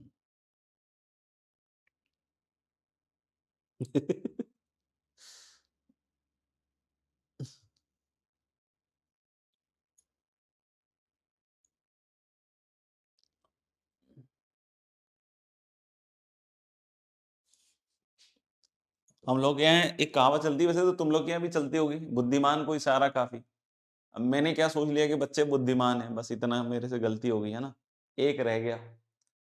भाई इसमें भी आप sine inverse x by a को लिख सकते हैं ऐसे ही, minus of cos inverse x by a plus c, है ना। तो आपको लग रहा है कि सारा काम टीचर ही करे तो उससे आपका आईआईटी हो जाएगा, तो बिल्कुल आप सही सोच रहे हैं ना। आपकी सोच को सलाम, आपकी सोच को, है ना, आईआईटी सलाम।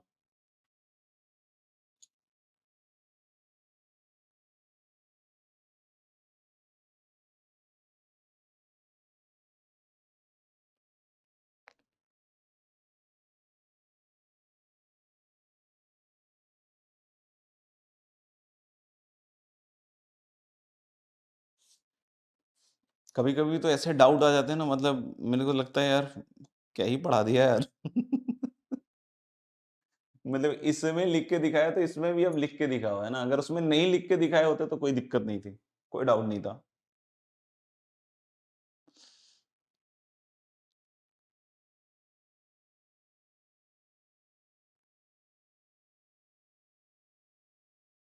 डिजाइन में कमी नहीं आना चाहिए भाई। Design design should not be disturbed दोस्त, design should not be disturbed. अरे यार,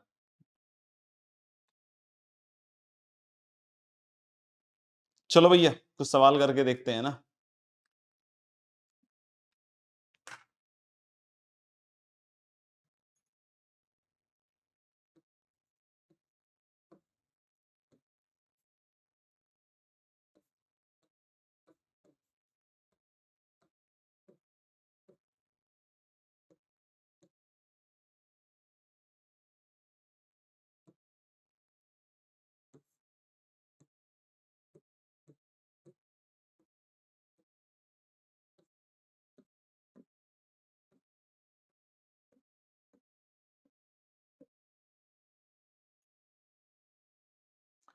लो भाई, डिजाइन बनाओ सही सही, और आंसर आता जाए लिखते जाएंगे।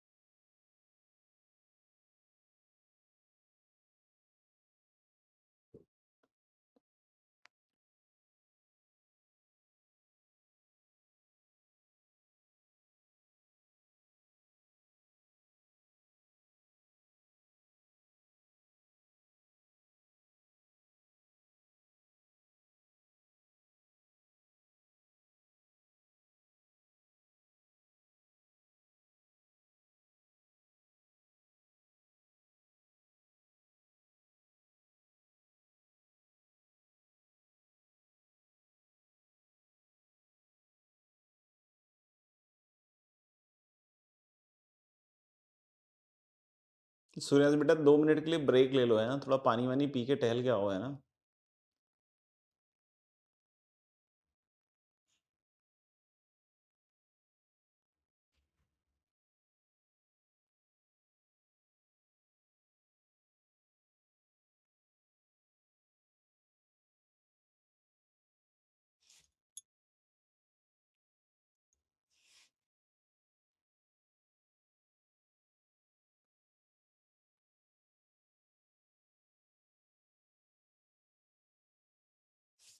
अरे पी लो, ब्रेक ले लो यार, बहुत देर तक पढ़ते पढ़ते मोनोटोनस हो जाता है यार, है ना, अभी मोनोटोनिसिटी पढ़ाया ही था, तो मोनोटोनस हो जाता है, इसलिए बोल रहा हूँ ब्रेक ले लो आराम से। कुछ गुलाब जामुन वगैरह रखा हो तो थोड़ा खा लो, फिर से एनर्जी आएगी, फिर से बात करेंगे आराम से।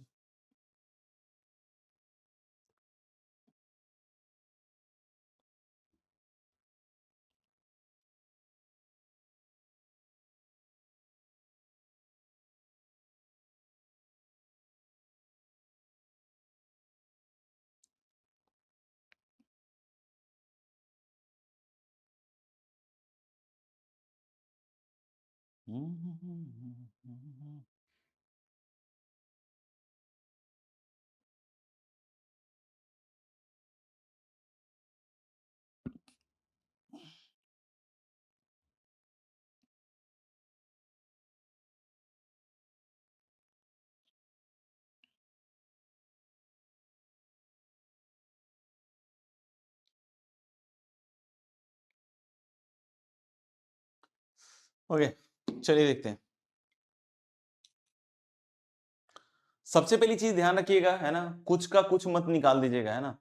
और सबसे इंपॉर्टेंट चीज ऐसा ना हो कि आप इंटीग्रेंट को डिफरेंशिएट करने में लग जाएं, तो ऐसी चीजों से थोड़ा सावधान रहिए। आपको इंटीग्रेट करना है, ऐसा ना हो कि आप इंटीग्रेंट को पकड़ के इसके बाजे बजा दीजिए, है ना, इसको इसको डिफरेंशिएट करने में लग जाइए, पता चले थोड़ी देर के बाद ये सांप निशान जो है ना, सर ये सांप तो होता ही है ना, तो ये सांप जो है ना ऐसे ऐसे जाके, ऐसे ऐसे जाके और फिर इधर जाके इंटीग्रेट होके रूट एक्स को जाके अंदर अंदर जाके एक्स को इंटीग्रेट कर लिया। ऐसे काम नहीं करने, है ना। अगर ऐसा काम करने होंगे तो बहुत सस्ता हो जाएगा, बहुत सस्ता हो जाएगा इंडेफिनिट इंटीग्रल, फिर कुछ बचेगा ही नहीं, इसमें दम ही नहीं बचेगा।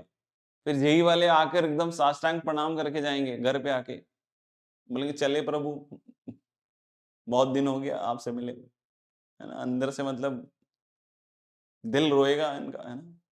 तो ऐसा ना कि घुसते घुसते सर सांप है तो थोड़ा थोड़ा करके आगे बढ़ा के अंदर ले जाके रूट एक्स को नहीं करना है। ऐसा क्या करना है, करना क्या है, पहली चीज इंटीग्रेट करना है, और इंटीग्रेट करते समय हमेशा दिमाग में रखिए कि इसको लविंग इंटीग्रेंट के फॉर्म में कन्वर्ट करना है, लविंग इंटीग्रेंट के फॉर्म में कन्वर्ट करना है। लविंग इंटीग्रेंट जो मैंने अभी बतलाया या आगे चल के और जो बतलाऊंगा उस तरह के फॉर्म से बदलना पड़ेगा कि भाई इनके फॉर्म में आए। अब कोई बोले इसके फॉर्म में नहीं आए तो कोई बात नहीं, और जो बताया है उसके फॉर्म में आए, है ना, इनके फॉर्म्स में आए, तो आपको कोई एक लविंग इंटीग्रेंट पकड़ के उसमें बदलना पड़ेगा, सोचना पड़ेगा कि किस में बदलेगा, है ना।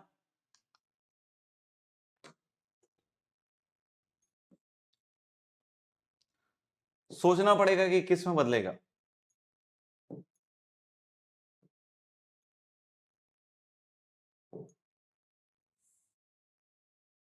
है ना, सोचना पड़ेगा। तो मेरे को लग रहा है कि यहाँ पे अगर मैं लॉग की मतलब ई और लॉग की प्रॉपर्टी लगा दूं तो ये सिंपल है, रूट एक्स डी एक्स, इसमें क्या है, इसमें क्या ही है, लप्पू सा सवाल है ना, ध्यान से देखो। तो रूट एक्स डी एक्स, तो हम लोग बोले कि एक्स की पावर हाफ डी एक्स भैया, तो x की पावर हाफ का क्या आ जाएगा, x की पावर 3/2 और अपॉन 3/2, अपॉन 3/2 का क्या बन जाएगा नीचे 2/3, ये सही आंसर है इसका। हम प्लस सी लिखना ना भूलें, ठीक है। कोई पूछे सर इसमें, तो भाई इसमें देखो ये वाली प्रॉपर्टी पता है लॉग की, अब सिंप्लीफिकेशंस काम आएंगे भाई, लॉग वॉग सब सब सब आएगा, सबका सबका काम आएगा, जितना अपन को 11th में पढ़ाया गया था। तो e की पावर ln x की पावर m, तो e और ln तो स्वाहा, तो ये बचेगा क्या भाई, इंटीग्रल x की power m dx, integral x की पावर m का क्या इंटीग्रेशन आएगा भाई, x की पावर m+1 ओवर m+1। थोड़ा कठिन है लेकिन करना ऐसे ही पड़ेगा भाई, है ना, उसमें मैं कुछ नहीं कर सकता। आपको लविंग इंटीग्रेंड में बदलना पड़ेगा सिंप्लीफिकेशन के थ्रू, और फिर ऐसे आगे बढ़ना पड़ेगा।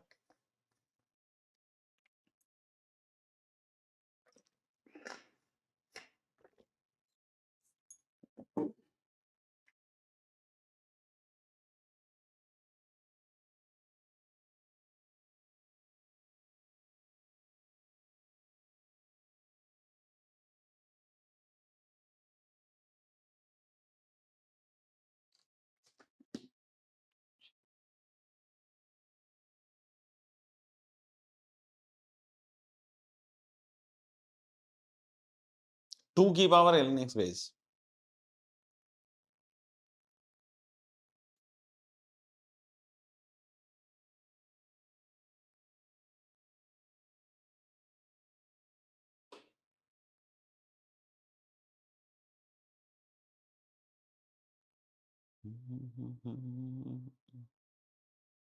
ठीक है, यहां पे आपको फिर से लॉग की प्रॉपर्टी लगानी पड़ेगी, है ना। अब ये सब काम होगा, है ना, सिंप्लीफिकेशन का। जैसे कोई बोलता है कि भाई a की power log x base b, ये बिल्कुल लॉग की स्टार्टिंग क्लास में बताया गया है। इन दोनों को इंटरचेंज कर सकते हैं आप, इसको लिख सकते हैं x की power log a base b, base में कोई चेंज नहीं है ना, ये जो a और x था इसको इंटरचेंज मार सकते हो, यानी हम लोग बोल सकते हैं क्या कि ये जो 2 की पावर ln x है इसको इंटरचेंज मार सकता हूं मैं, यानी 2 की पावर x को क्या लिख सकता हूं, x की पावर ln 2। तो भाई ये जो ln 2 है ये तो n की तरह एक्ट करने लग गया ना रे, x की पावर n ही तो हो गया ये। तो यानी इसका इंटीग्रेशन क्या आएगा, x की power n plus one, n constant होता है ना, और अपॉन n प्लस वन, ये बनेगा प्लस c। फिर भी नहीं समझ में आया बताइएगा, है ना, फिर भी नहीं समझ में आया बताइएगा। बिल्कुल सही है।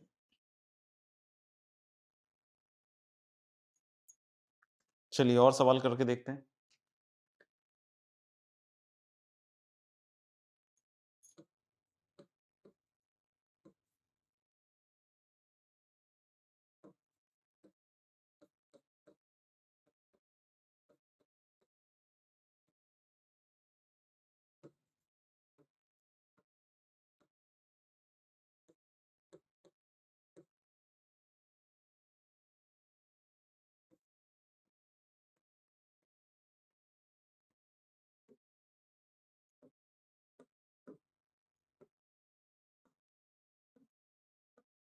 ध्यान रखिएगा कि जब तक लविंग इंटीग्रेंड में नहीं बदलेगा तब तक आपका काम नहीं हो पाएगा, कुछ भी तरीके से नहीं सॉल्व कर देना है ना, आपको लविंग इंटीग्रेंड में बदलने पड़ेंगे।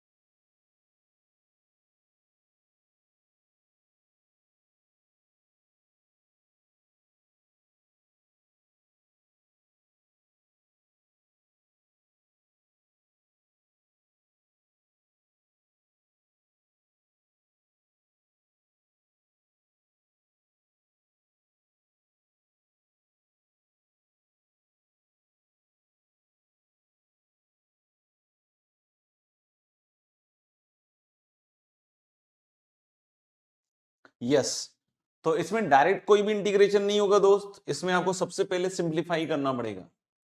सिंप्लीफाई कैसे होगा भाई? रूट अंडर एक्स की पावर 4 प्लस 1 बाई एक्स की power 4 plus 2 whole upon x cube. फिर क्या करेंगे दोस्त? फिर इसके बाद इसका एलसीएम लेना पड़ेगा, तो रूट अंडर एक्स की पावर 8 प्लस 1 प्लस 2 एक्स की पावर 4, और नीचे बाहर क्या आएगा? एक्स की पावर 4 का एलसीएम बना, एक्स की पावर 4 के एलसीएम से बाहर क्या आएगा? एक्स स्क्वायर, और नीचे एक्स क्यूब है, तो ये बन गया एक्स की पावर 5। ये क्या बन गया? एक्स की पावर 5। अब ये जो ऊपर है, क्या आपको परफेक्ट स्क्वायर दिख रहा है क्या? मुझे तो दिख रहा है। मुझे किसका स्क्वायर दिख रहा है? एक्स की पावर 4 प्लस 1 का होल स्क्वायर। क्या दिख रहा है? एक्स की पावर 4 प्लस 1 का होल स्क्वायर। तो यानी जब इसको खोलिएगा तो ये कितना बनेगा? एक्स की पावर 4 प्लस 1 अपॉन एक्स की पावर 5 dx। ये बनेगा, सिंप्लीफाई हो गए। अब इसके बाद क्या करना है सर? अलग अलग कीजिए। पहला आएगा 1 बाई एक्स डी एक्स, और दूसरा आएगा एक्स की पावर -5 dx। तो सर 1 बाई एक्स का क्या आएगा? ln मॉड एक्स, और x की पावर -5 का क्या आएगा? x की पावर -4 अपॉन -4 प्लस सी। तो ये बन जाएगा ln mod x minus 1 upon 4x की पावर 4, ऐसा कुछ बन जाएगा, है ना? ऑलमोस्ट सब बच्चों का सही है ना? देख लीजिएगा।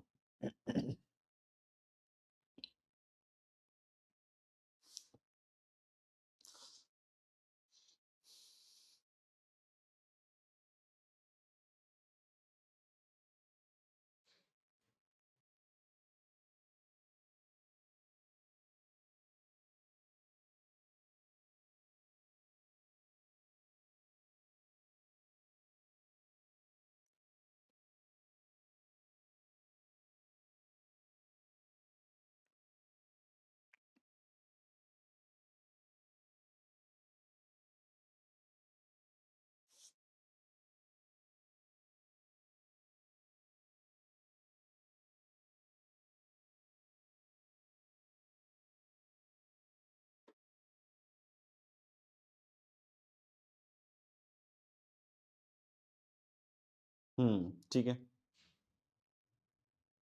देखिए, इस तरह के जब सवाल आते हैं, बहुत बार ऐसे क्वेश्चंस आपसे मिस हो जाते हैं ना, या हमारे को समझ में नहीं आता कि इस तरह के सवालों को अप्रोच कैसे करें। तो मेनी टाइम्स आप देखिएगा इंडेफिनिट इंटीग्रेशन में एक जगह मेजर फेलियर होगा बच्चों का, है ना? और इस चीज को अगर आप दिमाग में रखिएगा तो बहुत जगह आप बहुत आसानी से काम कर लीजिएगा। ये हालांकि छोटा प्रॉब्लम है, लेकिन उसमें जो चीज यूज हो रही है वो अच्छे अच्छे सवालों में यूज होती है, कि नीचे वाली की शक्ल ऊपर बनाना, मतलब जैसा नीचे बना है ना वैसा ही एग्जैक्टली ऊपर बनाना। और ये आप देखोगे कि 90% सवाल जो आपके डेफिनिट सॉरी इंडेफिनिट इंटीग्रेशन में अटक रहे हैं, अगर इस कॉन्सेप्ट को अगर आप बार बार इस्तेमाल कर रहे हो, जब बन सकता हो, है ना, ऑफ कोर्स तभी यूज कर पाएंगे। तो नीचे वाली की शक्ल ऊपर बनाएगा, आप देखोगे मोस्ट ऑफ द टाइम्स आपका काम हो जाएगा। तो कोई बोले सर यहां पे नीचे वाली की शक्ल ऊपर कैसे बना सकते हैं? बहुत आसान है। यही चीज आपको दिमाग में विजुअलाइज करनी होगी बार बार, है ना, कि नीचे जैसे a प्लस बी एक्स है तो ऊपर तो x है, तो सर बी एक्स कैसे आएगा? तो b से मल्टीप्लाई डिवाइड कर लो यार, b से मल्टीप्लाई डिवाइड कर लो, तो bx बन गया। और ये चीज बार बार इस्तेमाल में आएगी, है ना, ये चीज बार बार इस्तेमाल में आएगी। अब देखो a प्लस बी एक्स बनाना है तो b से पहले मैंने मल्टीप्लाई डिवाइड कर लिया, अब a प्लस बी बनाना है तो a add a subtract, a add और a सब्ट्रैक्ट कर दिया। अच्छा सर अब क्या करें? अब अलग अलग कर दो सीधा, तो 1 बाई बी और a प्लस बी एक्स के साथ जब इसको अलग कीजिएगा ना दोस्त, तो dx a plus b x a plus b x cut जाएगा, तो इंटीग्रल 1 dx। मेहनत करनी पड़ेगी इंडेफिनिट इंटीग्रेशन में, है ना, कोई दूसरा चारा नहीं है। बहुत बार तो कॉपी के सवाल आते हैं, वही बच्चे नहीं कर पाते हैं टेस्ट वेस्ट में, है ना, जेईई मेन एडवांस में। आपको क्या करना है? कॉपी के सवालों को तो 2-3 बार करना ही पड़ेगा, तब जाके ये सब चीजें एफिशिएंट हो पाएंगी। तो ये 1 dx और माइनस a और dx upon a plus b x. अब ये तो भाई हो ही गया ना, इसमें क्या बचा? ये भी लविंग इंटीग्रेंड है, 1 बाई बी इंटू एक्स और माइनस ए, इसका इंटीग्रेशन क्या होता है? ln a plus b x का mod, and don't forget to divide by the coefficient of x that is b plus c। देख लो, एफर्ट्स डालने पड़ेंगे इंडेफिनिट इंटीग्रेशन में सिंप्लीफाई करने के लिए दोस्त। क्लियर है तो बताइए और आगे बढ़िए।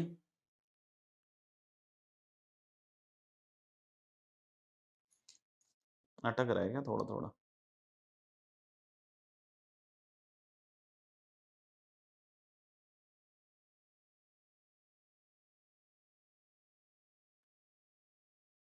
Good.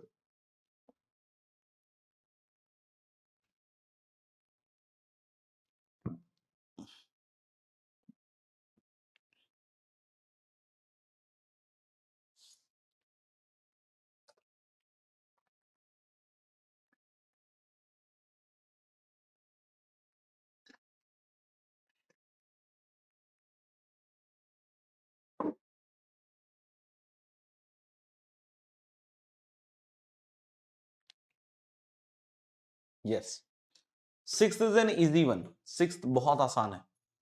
X square plus two x plus one है ना। अभी मैं कोई भी टेक्निक यूज नहीं कर रहा हूं, अभी मैं सिंपल सिंप्लीफिकेशन यूज कर रहा हूं, है ना। तो x square plus two x plus one, भैया ये तो परफेक्ट स्क्वायर हो गया एक्स प्लस वन का होल स्क्वायर। और फिर से सेम कॉन्सेप्ट दोस्त, फिर से सेम कॉन्सेप्ट कि नीचे वाली की शक्ल ऊपर बनाओ। तो नीचे एक्स प्लस वन टाइप का है, तो हम ऊपर भी एक्स प्लस वन और माइनस वन करेंगे। और इसको जैसे ही अलग अलग करोगे दोनों पार्ट हो जाएगा ना, एक्स प्लस वन और एक्स प्लस वन का होल स्क्वायर कटेगा तो dx upon x plus one बनेगा बॉस, और minus dx upon x plus one का होल स्क्वायर।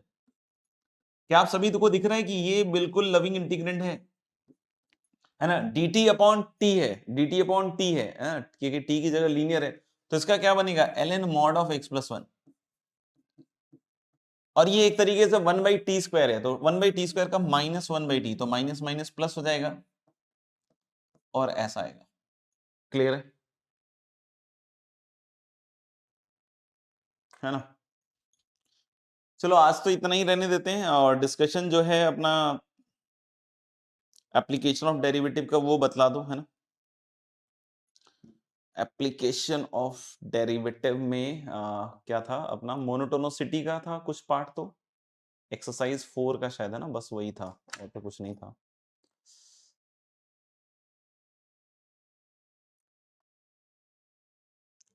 और मैक्सिमम मिनिमा का एक्सरसाइज 1 था। तो सबसे पहले तो एक्सरसाइज 4 में कुछ रह गया हो तो बतलाइए। यस, एक्सरसाइज 4 में अगर कुछ रह गया हो तो पहले वो बतला दीजिए।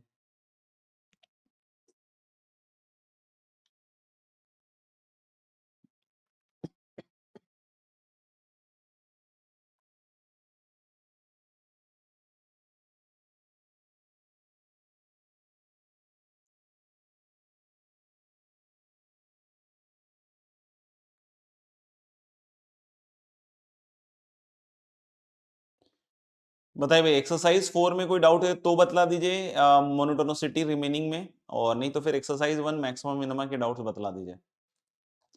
एक्सरसाइज 1 मैक्सिमम मिनिमा के डाउट्स बतला दीजिए।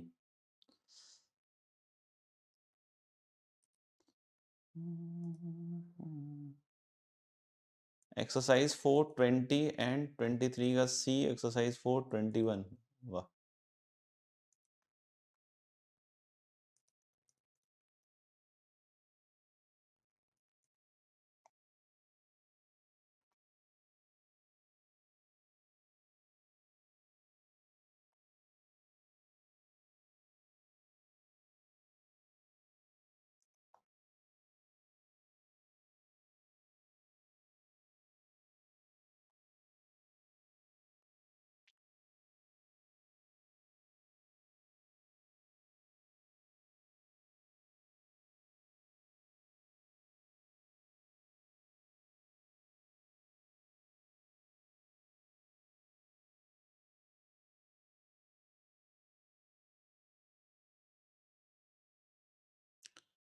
ओके, एक्सरसाइज 4 का जो क्वेश्चन नंबर 20 है उसमें क्या लिखा हुआ है कि फॉर ए पॉलिनोमियल gx, है ना, विथ रियल कोफिशिएंट। gx है और उसका कोफिशिएंट क्या है बच्चों, रियल है ना, रियल,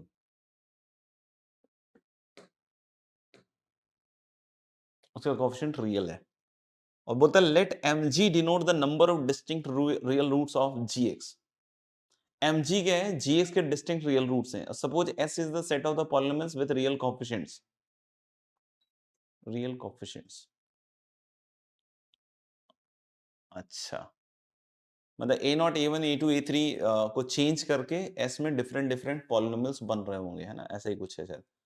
तो फॉर ए पॉलिनोमियल एफ, ठीक है, then the minimum possible value of m f plus m f double dash.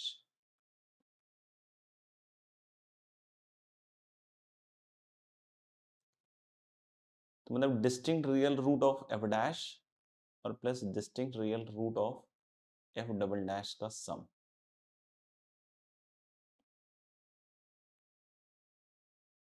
तो देखो सबसे पहले तो हम बोले एफ एक्स शायद इसी का पार्ट होगा, है ना। हाँ, एफ एक्स इसी का पार्ट होगा। मुझे ऐसा लगता है एफ एक्स तो इसी का ही होना चाहिए ना, लिखा हुआ नहीं है क्या कहीं।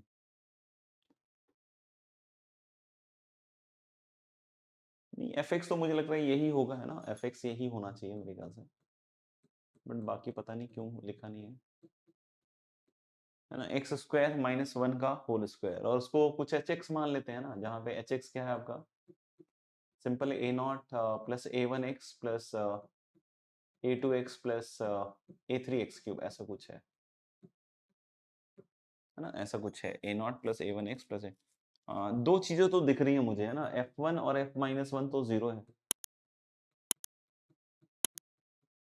एफ वन और एफ माइनस वन तो क्या है, जीरो है ना। तो हम लोग बोल सकते हैं कि रोलिस थ्योरम बोलेगा कि f dash alpha must be zero और alpha must be between minus one से वन, ऐसा तो बोल ही सकते हैं ना। बाकी तो देखते हैं अभी। अच्छा, इसमें अगर आप सोचोगे तो x प्लस वन का होल स्क्वायर है बच्चों, और x माइनस वन का होल स्क्वायर भी है ना। तो जब डैश लोगे तो आपको ये बतलाया था ना मैंने कि अगर इसमें x प्लस वन का फैक्टर दो बार है तो डैश में एक बार तो x प्लस वन होगा ही होगा। यानी मुझे लग रहा है कि देखो एफ डैश वन भी जीरो होगा और एफ डैश माइनस वन भी जीरो होगा, है ना, क्योंकि हम लोग बोल रहे हैं कि डैश में इनका एक एक फैक्टर तो रहेगा ही रहेगा, है ना। ठीक है, तो अब मैं क्या बोल सकता हूं कि एफ डैश एक्स का तीन रियल रूट हो गया, ये अलग अलग है क्योंकि अल्फा तो माइनस वन से वन में, तो एफ डैश का तीन है, तो डबल डैश का कितना होगा, दो, कम से कम रियल रूट, है ना। एक तो माइनस वन से अल्फा के बीच में हो जाएगा और दूसरा अल्फा से वन के बीच में हो जाएगा, है ना। तो यानी कि मिनिमम पॉसिबल में तो पांच आ जाना चाहिए, सही है क्या, सही है क्या, पांच आ जाना चाहिए, मिनिमम है ना, तो मिनिमम में तो पांच आ जाएगा क्योंकि एच एक्स से क्या ही लेना देना है अपने को। यहाँ for a polynomial f belongs to s लिख देना चाहिए था, मुझे लग रहा है थोड़ा सा तो। अच्छा हाँ, सॉरी सॉरी, लास्ट में लिखा हुआ है, sorry where f belongs to s, हाँ sorry, f belongs to s लिखा हुआ है, बिल्कुल लास्ट पार्ट में लिखा हुआ है एफ बिलोंग्स टू एस। वही मुझे भी लग रहा था कि यार ऐसा तो कैसे होगा फिर, वही मुझे लगा जे एडवांस का सवाल है, ऐसी गलती तो नहीं होनी चाहिए। ठीक है, where f belongs to s बिल्कुल लास्ट में लिख दिया है।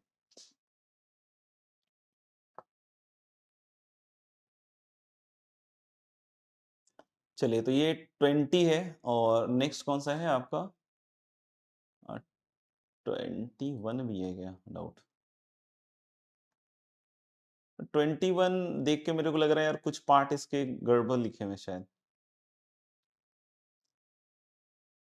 एफ एक्स इंटू क्या है,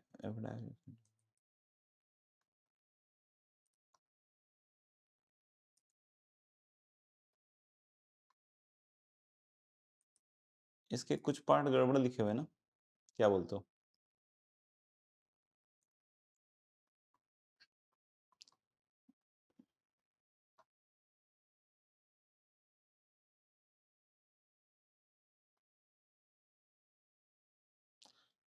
आई थिंक इसमें F x into F F minus x लिखा हुआ सी वाले पार्ट में।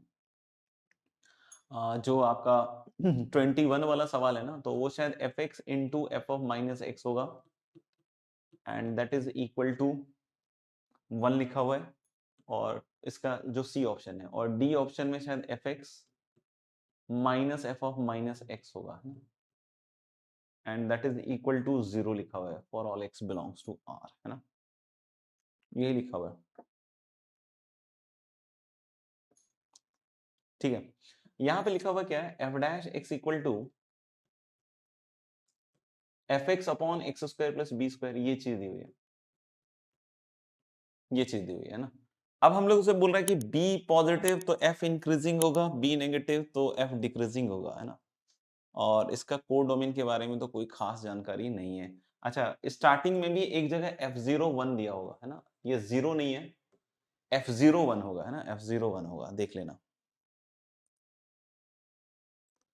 F01 होगा, शायद मेरे को लग रहा है ना F01 होगा।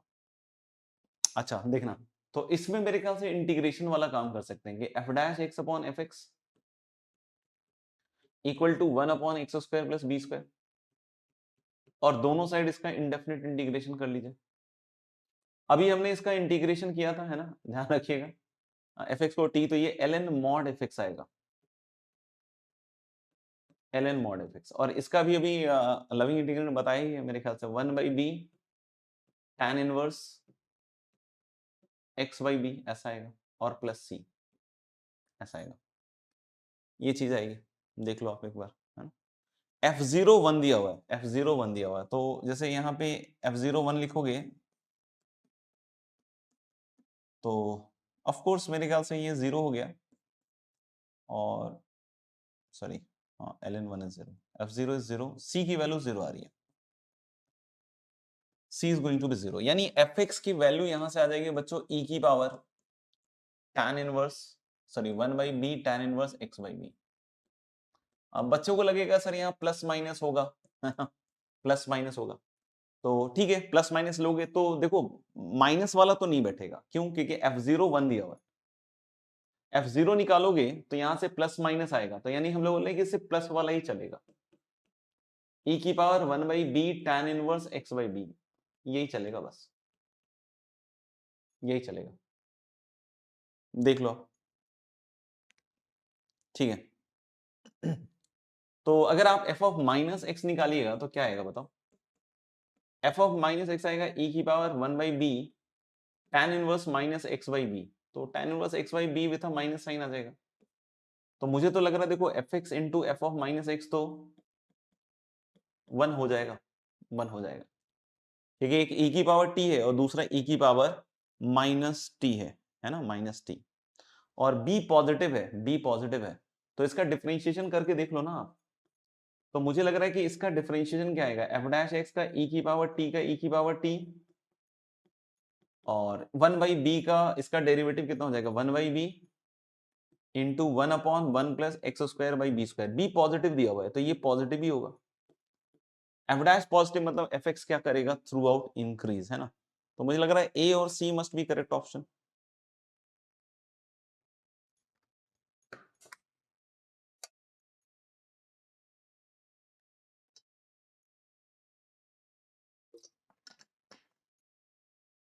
ट्वेंटी में सर एफ एक्स के 3 रूट कैसे हैं? एफ एक्स के 3 रूट कहां से आ गए भाई, एफ एक्स के लिए तो हमने दो ही बोला ना, रोलिस थ्योरम से एफ डैश का हमने बोला माइनस एक रूट हो गया ना, और एफ डैश वन और F dash minus one zero है, क्यों, क्योंकि हम लोगों को पता है कि इसका एक फैक्टर अगर x प्लस वन की पावर 2 है तो डेरिवेटिव में एक बार ये होगा एक बार ये होगा, तो ये भी जीरो होगा, तो एफ डैश का मैंने 3 रूट बोला। आपने एफ एक्स का कैसे समझा मुझे नहीं पता है ना, देख लीजिएगा आप एक बार।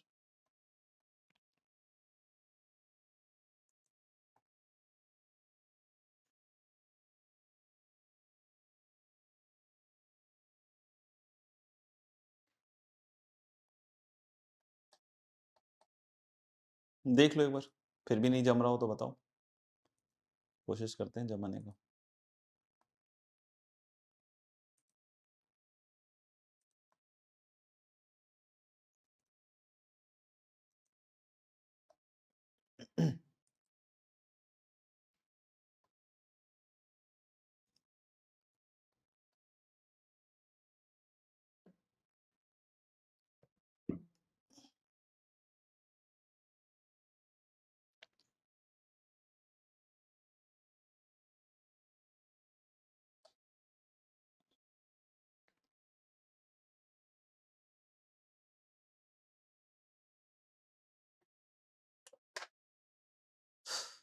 क्या भाई, जल्दी फाइनल करो यार, आगे बढ़ना है ना। स्टेटमेंट पकड़ के बैठ गए हो, बताओ भैया आगे। एम एफ थोड़ी दिया हुआ है भाई, एम एफ डैश दिया हुआ है ना, इसमें मिसप्रिंट होगा फिर। ये एम एफ डैश है ना, m f dash plus m f double dash है, एम एफ डैश है और एम एफ डबल डैश है।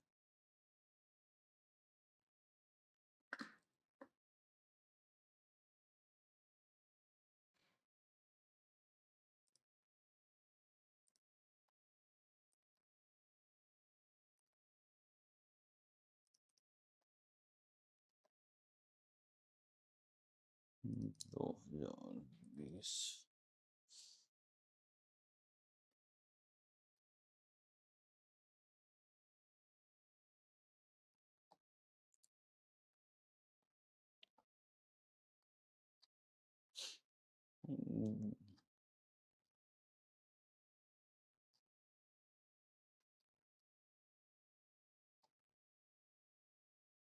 एम एफ डैश है, ठीक है ना, एम एफ डैश है, चेक कर लो, ओरिजिनल पेपर है ना, एम एफ डैश है।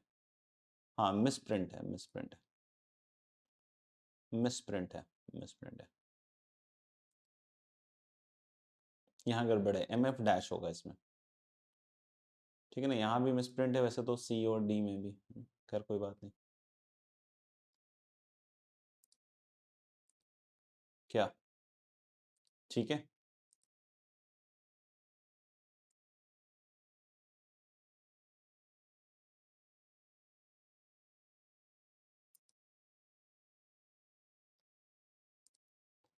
नेक्स्ट हमारा क्या है सवाल? और कोई सवाल है क्या जेई एडवांस 4 में, मतलब एक्सरसाइज 4 में और कोई सवाल है क्या?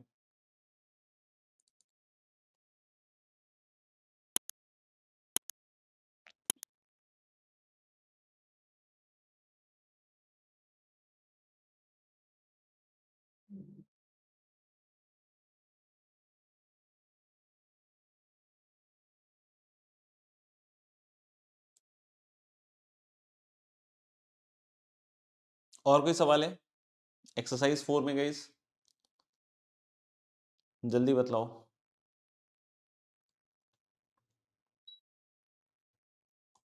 ठीक है फिर रहने दें आज।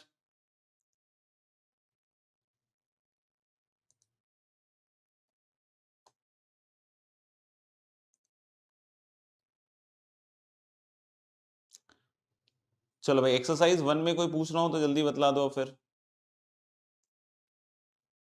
एक्सरसाइज 1 मैक्सिमम मिनिमम में कुछ पूछना हो तो जल्दी बतलाओ।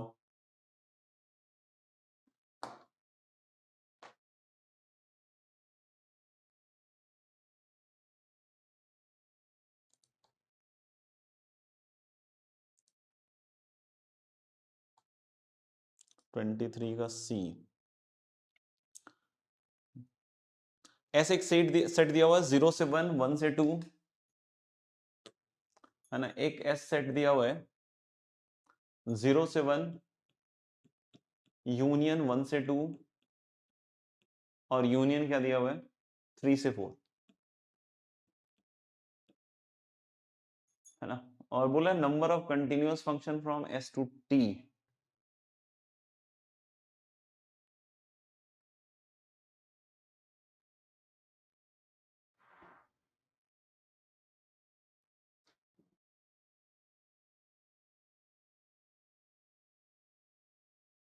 एट मोस्ट 120, और टी में 4 ही एलिमेंट है गाइस।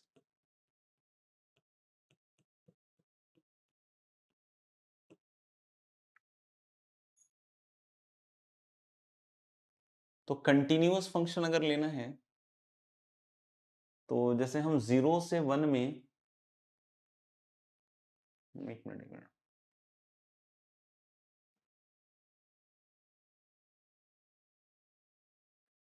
कंटिन्यूअस कैसे बनेगा इसमें?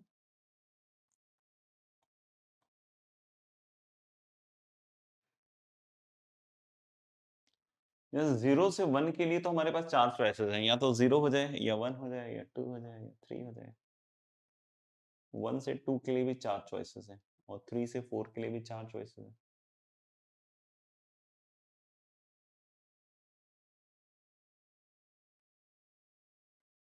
कंटिन्यूअस का मतलब क्या हुआ यार इसमें?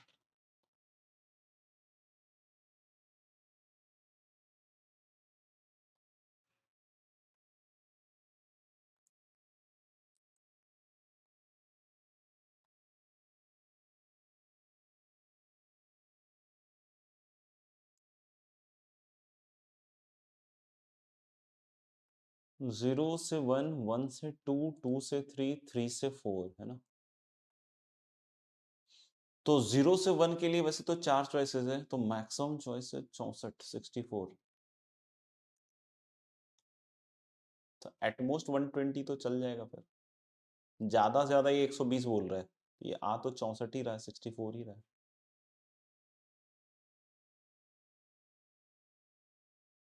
The number of continuous functions from S to T.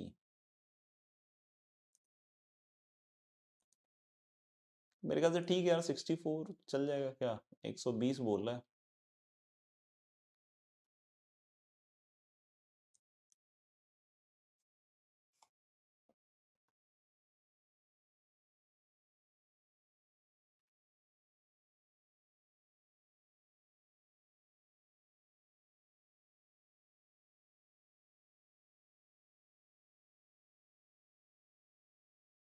Sixty four आएगा यार मेरे ख्याल से तो ना, कंटिन्यूटी में। क्योंकि जीरो से वन के बीच में के भी जो फंक्शंस हैं उसके 4 चॉइसेस है ना। कंटिन्यूअस रखना है तो या तो जीरो रख दो, या वन रख दो, या टू रख दो, या थ्री रख दो। इसके लिए भी 0 1 2 3, और इसके लिए भी 0 1 2 3। तो 64 बैठेगा 4 इंटू 4 इंटू 4। तो बोल सकते हैं भाई, है ना? और कुछ है तो एक्सरसाइज 1 में बतलाइए। एक्सरसाइज 1 जल्दी बतलाइए। Maximum minimum.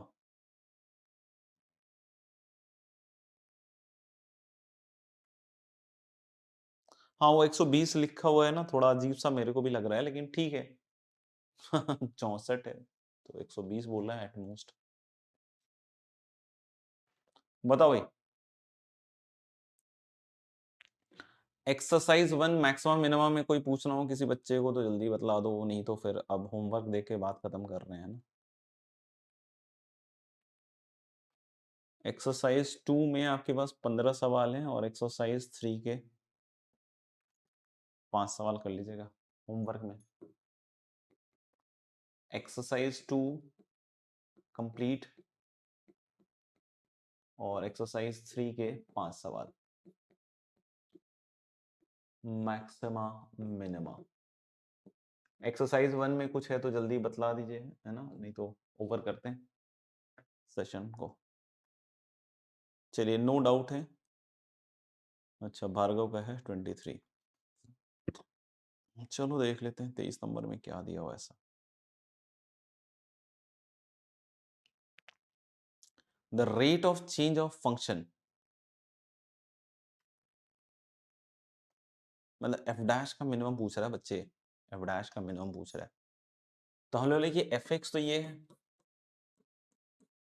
ना, 3x की पावर 5 माइनस 5x क्यूब और प्लस 5x माइनस 7। तो इसका रेट ऑफ चेंज क्या है? इसका रेट ऑफ चेंज मतलब dy बाई डी एक्स। तो ये हो जाएगा 15x की power 4 minus 15x square plus 5। ये है रेट ऑफ चेंज, है ना। अब बोले इसका मिनिमम कहाँ आएगा, है ना, तो इसको जी एक्स मान लो, यानी जी एक्स का मिनिमम पूछ रहे हैं, तो जी डैश एक्स निकालो। जी डैश एक्स में कितना आएगा? 60x क्यूब माइनस 30x, यानी कि हम लोग बोले 30x कॉमन लेंगे तो 2x स्क्वायर माइनस 1। यानी बच्चों यहाँ पे एक जीरो वाला पॉइंट आएगा, एक माइनस 1/√2, और एक 1/√2 वाला आएगा, है ना। यानी प्लस माइनस है ना। तो ये decrease then increase, increase then decrease, decrease then increase. तो इसका कोई बोलता है कि भाई कहाँ मिनिमम आएगा, तो x equal two plus minus 1/√2। D option है क्या इसका? ऑप्शन डी है क्या? The rate of change of function is minimum. Is option D correct?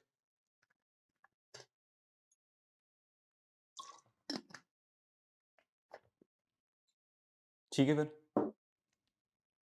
तो चलिए फिर आज के लिए इतना ही रहने देते हैं, है ना, क्योंकि मेरे ख्याल से और कोई डाउट है नहीं। अगर डाउट है तो भी देख सकते हैं, आप बोल सकते हैं, और नहीं तो नो डाउट लिखिए। और होमवर्क मैंने आपको दे ही दिया है ना, this is the homework part which you have to do for the next class. चलो भाई